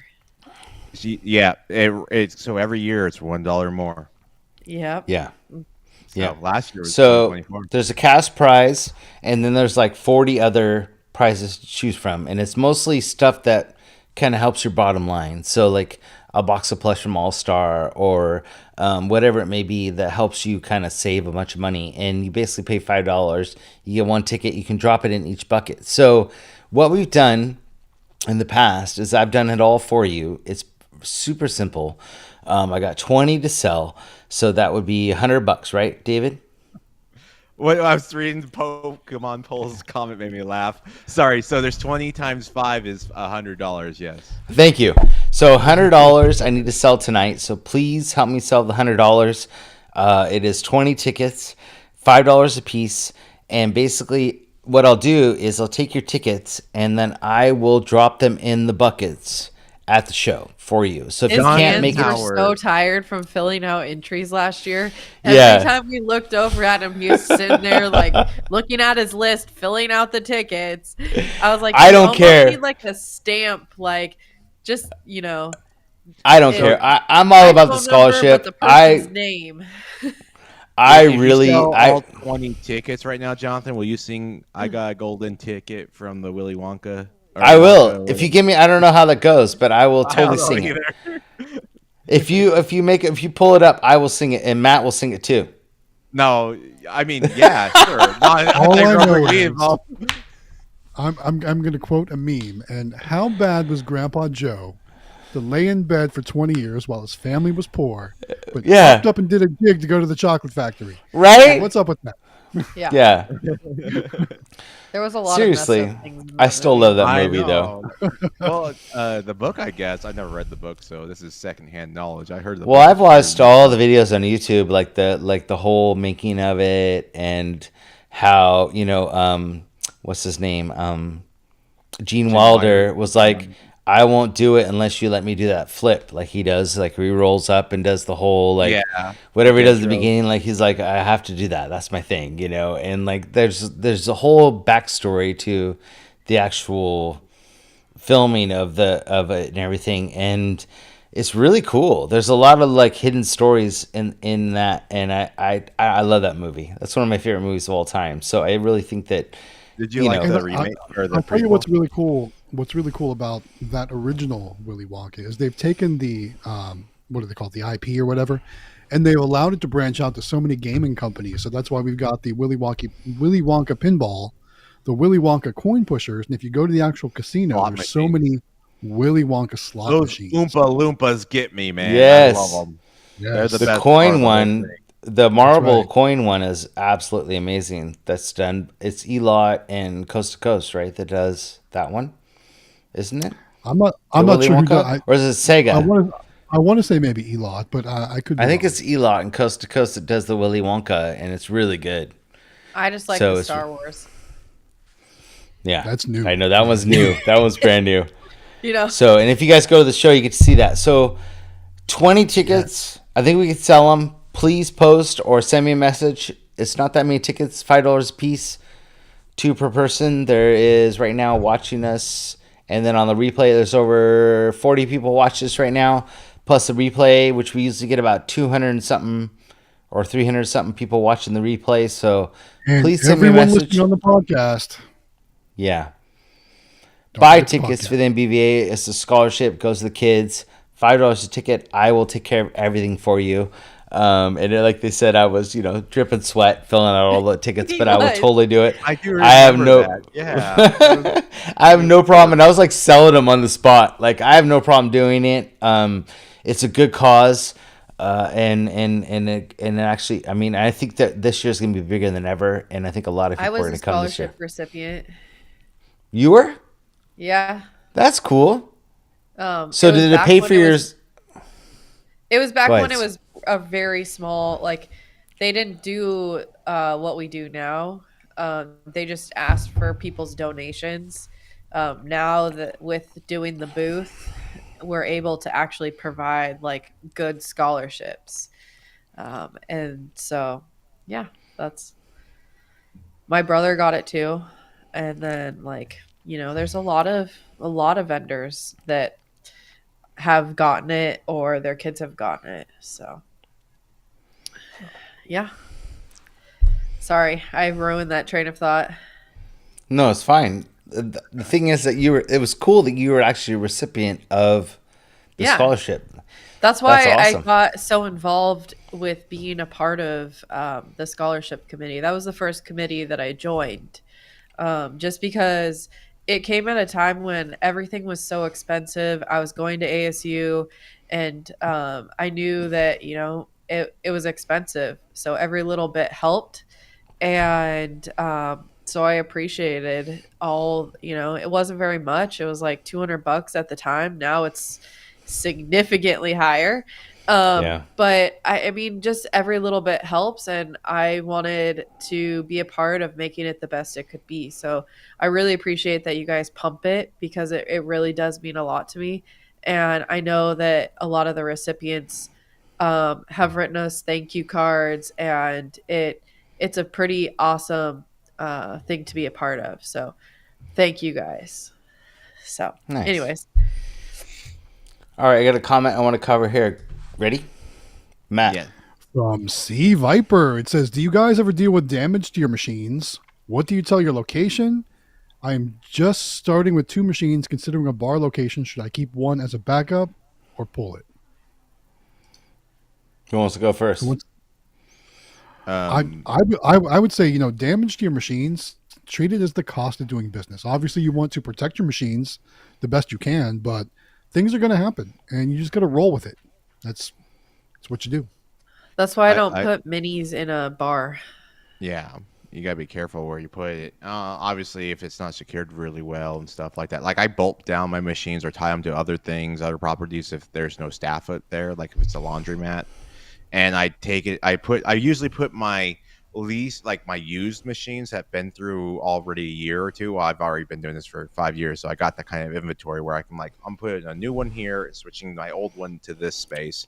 And actually, just recently, I got a machine. And this is the first time in a long time I had a machine's front glass get broken. And just like the last time, nothing was stolen. Um, it was this time it was a casualty of someone on drugs, I guess is what they were telling me. And they just threw a random rock through the business window. And it was angled and it came through the window and into my machine. I was just unlucky to be at the perfect angle to receive that rock. But yeah, I mean, it's not that big of a deal. It's just repairing the glass. So I'm very fortunate. Nothing else happened like stolen. So I have a different point of view. So we have quite a bit of mini claws in bar locations, and they crush it. But we have claw stands on our mini claws at those locations. So we put our claw stands on them, but we do some really cool prizes in our mini claws at bars. So we have mini flasks, we have edible underwear. We've got like all kinds. I mean, it's like I know you shouldn't talk about it on the stream, but like we have stuff that is 21 and over, genre driven. But we also include all the genres that are super popular. So Pokemon, Star Wars, Deadpool, Marvel, DC, all that kind of stuff in our machines. And they just absolutely crush it. So if you can secure the actual machine, we use the claw stands and we never have any issues. They are super respectful of our machines and our locations. We put them only in spots that are near where the people are. So like where you walk in, there's like where you check in to like kind of check your ID and stuff like that. We'll put the machine like right there where you walk in, so it's near like the actual like where people are actually stationed. We have one location where there's I don't know if you guys have this or not, but we have like this place called the Crazy Horse Saloon, which is where they do like body shots and like they tip them upside down and like do like the shots of them upside down and like all that kind of stuff. So like right where that area is where there's a lot of people, but also there's people manning it, we have a machine there and it does really well. We have another location where there's a mechanical bull, where there's a guy running the mechanical bull that's there, that's going on, and we have a machine right next to him. It just absolutely just kills it. So bars do really well with minis, and the prizes are like, I can argue with people all day long that say that bigger machines do better than minis. Our prizes are so cute and so attractive to all ages that they just do better than our bigger machines in a lot of locations. So I can fight you all day long on how those machines are performing in those locations, but we also include stuff that you don't find anywhere else. So, and they're 21 and over related prizes that are in our machines, but it also, it's labeled, it's super fun.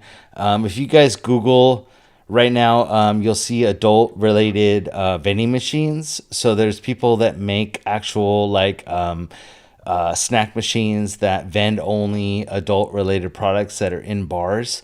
We use those types of products in our mini claw machines that are in the mix of what we do, and it is those types of things, and it's very popular. And as long as you cover the genres of all age groups that you're in there, so what's always going to do good is anything Super Mario, Pokemon, Star Wars, Marvel, DC, anything like that in your machines, plus the sexual related items that are in your machines, and anything drink related. So we do all kinds of beer keychains that are, bottle openers, flasks, that kind of stuff that are in our machines. It'll do really well in bars.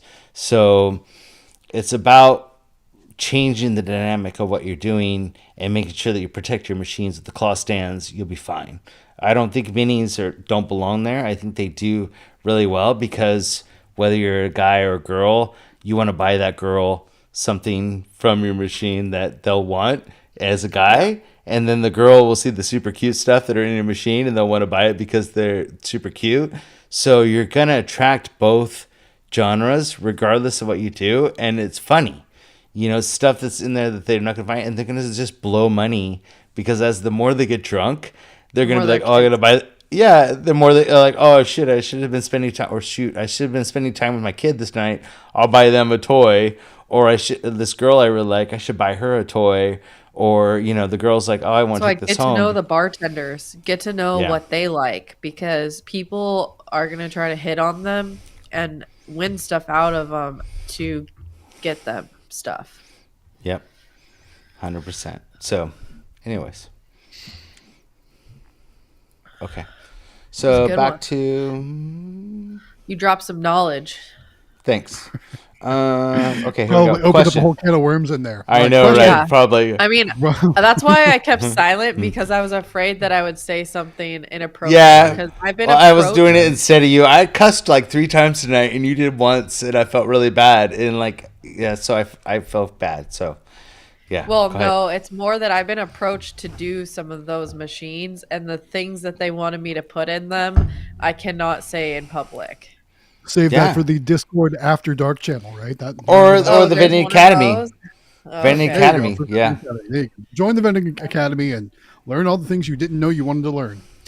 All right, let's move on to the question. Bralacon says, in vending, it's not the machine that gets damaged, it's when the machine will get damaged. That's why if your location has Wi-Fi, get cameras installed, which is great advice. Mm-hmm. So a lot of people, we're working on different... We had some stuff that we were working on in the beginning about 3 months ago of cameras, and it's really hard. The blink cameras, a lot of people are putting in their machines, but they're not holding up. They're not staying put, so people are shaking them. So I recommend, if you're going to do like blink cameras or anything like that, like get a claw stand, secure the machine, then put a camera in it. Because like if you shake it, they're going to fall. A lot of people are using like sticky, like the double-sided sticky tape and stuff, and it just doesn't hold. Because inside the machine, like if you guys don't realize, it gets really warm in there, and the sticky tape doesn't hold. We've been putting Velcro on a lot of our screens. It does okay. We do heavy-duty Velcro, and it does better. But they get hot in there. They get really hot, and then the location's like super hot. So be very careful on cameras, because like you could lose your camera, and then the people have Someone your can win camera. your camera. Exactly. Yeah, and like so you need to be really careful of that. So we're working on some. We have an actual pad or a screen that's being designed with a built-in camera, but it's months and months of design and fabrication and testing, and so like be very careful if you put like the blink cameras in your machines, because also you can interfere with how the claw works. And some people have had somewhat of success, but it doesn't solve the problem. You can just see the area of where your toys are, but it doesn't solve the actual like people stealing or causing the problem, which is what you're looking for. And so that's where I think it's in process. I think that there's a lot to be done in the future, but don't spend your money on stuff that is not going to solve the problem you're looking for it to do. Secure your machines, get claw stands, and make sure that you're protecting your investment. And then from there, you can explore other, opportunities. But it's still not. I don't think we're quite at that level yet. I really don't. And I feel like it's, we've tried ring cameras, we've tried blink cameras. They just don't. They don't quite do the job, and it's really hard to get them to work properly. So, and it's only covering, the space, so not the people, which is what you wanted to do. So, anyways. I mean, you could drill into your machine. Yeah, and I it's just drilled how do you into mount? the sides of mine to hold that locker box in today. It's bolted to the 2 cranes next to it. Yeah. I was gonna put a claw stand on it, and I was like, well, I have the other cranes right there. I'm just gonna go bloop. And he always likes them to be in a line perfectly. So I was like, oh, this will just make it so it's perfectly in a line for him. But David, you had I don't know, somebody was commenting for you. Let's see. I gotta find it again. Sorry. Where was it? Oh, so Dell was covering for you. He said, "I'm surprised David didn't cover." yeah. What is he talking about? Oh, because we were talking when you about guys talking about the bar. To be honest, I was texting Nathan, a friend of mine, and when you guys were talking about that, so I didn't pay attention to that part. I know I was thinking it was like sport drinks or something like that, but Dalen's informing me it was edible underwear, and made me think of Blended with the cherry panties. Do you remember that scene? panties. Yeah. That's what the kid said. Look, mommy, I found cherry panties. That's what I thought of when Doe was messaging me. He was explaining what I missed. Anyway, so in our last 10 minutes of the stream, Yeah, I know. Oh, by the way, I want to make sure I wish everyone here in the stream and my friends right in front of me Merry We should Christmas cover that. and Happy New Year. Just in case. Matt, do you want to cover our next 2 weeks? yes. Okay. Not a whole lot to talk about. But That's why. man, has he had like so much coffee tonight? Like, what's Probably. He's off the rails. Probably. Jonathan's off the rails tonight. He keeps hiding me so that no one can see me, blanking me out, and he's running to the bathroom left and right. Man, I hope everything's okay over there. Might want to get checked. Anyway, so as you know, guys, next Wednesday is Christmas Day, and the following Wednesday is New Year's Day, and we're going to take the next 2 weeks off. So the next stream after tonight will be on Wednesday, January 8th. So just want to let you guys know, if you come here next week or the week after, there's going to be no stream. So want to make sure everyone's aware. Want to make sure everyone is on the same page. January 8th will be the next stream. I hope. Come on. I hope Jonathan's I want I want to be Jonathan. friends with Delwig. He's Delwig hilarious. is the greatest. So Delwig is my best friend in the whole wide I world. I've known know. him since I was a kid. When we moved next door to his house, they came over and they're like, "We'll be your best friends," and we've always been best friends. So, Jonathan, you okay over there? you Sorry, okay? You should highlight Dave. I'm Delwig has old. to comment I about drank like 3 cups of coffee Yeah. before we started, and I don't know what it is with coffee when you get old. Like it just goes like Well, right through you. PA crazy. Pokemon Pool is insinuating that you're making up for all the streams that are going to be missed over the next couple weeks. So you have Yes. multiple streams tonight. Some multiple stream P. Yeah. Sorry. I got it now. I didn't get it. I was like, wait, what? Okay, makes sense. Did you see what Delwig said? Everybody's laughing. As soon as you guys turn 50, then we'll talk. Then everybody's gonna be like, "Oh man, I feel so sorry for you. Like I totally get it now." And it's like, yeah, I'm it's like the almost day I turned there. 40 and I couldn't see, and I had to like have my readers on because I couldn't see anything. no. Everybody's like, "Oh, I turned 40 and I couldn't see," and it's like, "Yeah, thank you. Like, yeah, I appreciate your input. Yeah, I know all about it. Yeah." Delwig's got. Anyways, have glasses. I did not mean to make you disappear, Matt. I heard you. I had my headphones on the whole time. I didn't bring my microphone with me into the bathroom, but I did have my headphones on. That's a good thing. You can bring the microphone. Nobody wants to hear that. And Delwig, I'm not pregnant, just so you know. But yeah, I really, it's just, I don't know, man. It's weird. Like when you get old, it just sucks. Like you just kind of, everything goes through you so quick. It's just bad. So people will feel bad for me when they turn 50, but everybody's in our industry is a lot younger most of the time, so they'll catch up. So, Oh no. Anyways. 40? Anything else I wanted to cover? We covered tickets. Nobody's bought any. I'm really upset because I need to sell 20 of them tonight. So please message So me. I've got one question for everybody Okay. watching and everybody here on the stream tonight. Where the heck is Waco? Yeah. Yeah, I know. It's a holiday Waco. season. It's a holiday I always think of the season. Same thing, but I'm hoping he's. He's riding You know an what? Because he always does elevator. the super chats. Like we had no super chats Maybe- tonight, which he. Maybe he got stuck in a car wash tonight. Or Yeah. an elevator. I hope You know, not. I wonder- Not. I, I was- Hope I was- not. I always see him in the beginning, and I didn't see him. I'm like, wow, where's Waco? Oh. I don't know. I he's hope okay. he's spending it with his Now, family. every time I ride an elevator, I think of him. I thought of him when I was. I at literally Disney do. World Like, I was riding an Well, here's elevator, one I and gotta I was fuck you. like, this would be right up his alley. Yeah. Yeah. You know I what? wore my Next time shirt for him tonight. Next time we ride the elevator at the Elvis, if we go up there again, I want to record it for Waco. I rode can Tower live. of Terror recently, and I thought of him too. Me too, Jen. Me too. That's what I was saying. Like I was on Tower of Terror, and I thought of Waco when I went on it. It's yeah, funny. the and experiences. Guardians, where it's an elevator. I know. I really want to go to Disneyland again, so maybe this year I'll go to Disney. So Speaking of Elvis, Whose screen is I had that? to share- that's my screen. Okay, Not that one. there we go. No, not that one. Hold on. Not me like that. You're all big. Look Trying at to you. make up for it, huh? That's you. got See, the that's got you. It's got it reversed. It's got it reversed. There you go.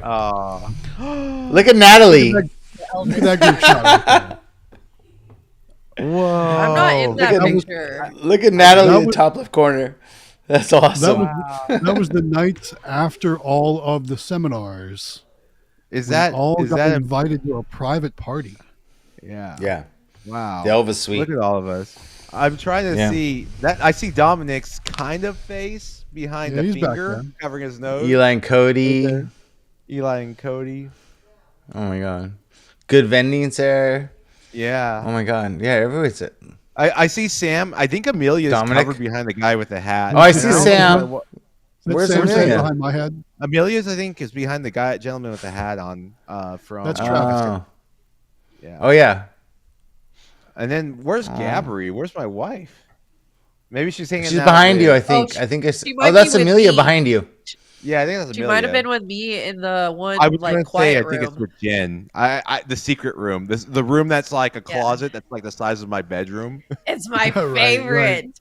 I I know. go that's there every time. It's my favorite. They go there and hide in the Hopefully- dark. That's, Yeah. that's the Hopefully they room have where I chairs think there. I want to say Nathan Johnson did a podcast with Quick Play from that room. Oh yeah, I think so. Pretty sure he did. So, Anyways, oh, that was a good time. I had a lot So of fun reminder, doing. guys, come to Vegas, join us. If things go well, maybe you can get invited to this special party too. Yeah. But this party is invite only. The So the thing about Vegas, the reason why I would really push getting the whole 350 package too is like when you're at the convention, the where you're on the floor and stuff like that, you don't get to really hang out with the group as much because you're going to be so busy doing the arcades and exploring and your self interest. You'll bump into us and stuff, which will be fun and great, but you're going to really want to be there to experience it yourself with your friends and family. But when you're at the convention and you're going to all the food gatherings, the seminar, and just hanging around with the group, that's when we really get a chance to socialize and get to talk. We sit around all these round tables, and it's like and I don't know, like what's that dating thing where you date like 5 minutes, you date table to Speaking. table? It's like doing that. You table hop because there's so many great opportunities to talk to everyone in the Discord, and you spend a good like 20 minutes, and you go to the next table, and you just like you socialize a lot more personal, and people explain their success and struggles, and it's a great time. But you have a whole like 2.5 days of doing that versus going just to the con, which is fun and all, but I think it's more personal with that 350. there's I think there's that's one a big other part. there's one other very valuable thing going to Vegas that if you go and join us, you'll get to experience. It's when you're hanging out with David from Xtreme Vending, and Aaron from Claw Kicker walks in the room. Really? I almost did that the second time. I stopped myself though. That was really I didn't do that. I don't think. Did I do it that time? Did I fall A asleep? little I No, bit. don't this is the remember. first It time. wasn't as bad as year one, but it's still so awesome to see your Never reaction again. Well, you when Aaron guys shows said up. everyone's like I even asked Eli and Cody because I figured they had more contact with Aaron, and they said no, we didn't hear anything. He's probably not coming this year. So I was like, oh, okay. So my heart was like I already knew what to expect. He wasn't going to come, and then bam, walks in like last time late, and I was like, no way. But I calmed myself, so I was pretty good. That's one of my favorite things, is seeing your reaction when Aaron shows up. Wow. Yeah, I that don't was think really I've fun. ever watched one of his videos, Oh yeah, so I no, wouldn't know. yeah, well, it was pretty inspirational for me. It's kind of like that moment, like I was really researching. Eli and Cody were there making their videos, and then Aaron, I was watching his videos, and I watched a little bit of Joystick, and Will with Joystick, and but Aaron was like, man, I'm like, he was so young, he was just going out there, and he built this big route, and I was like, I could do that. He's young. I should have done this a long time ago. So, but anyways, good times. Meeting all of you guys is the best of it all, though.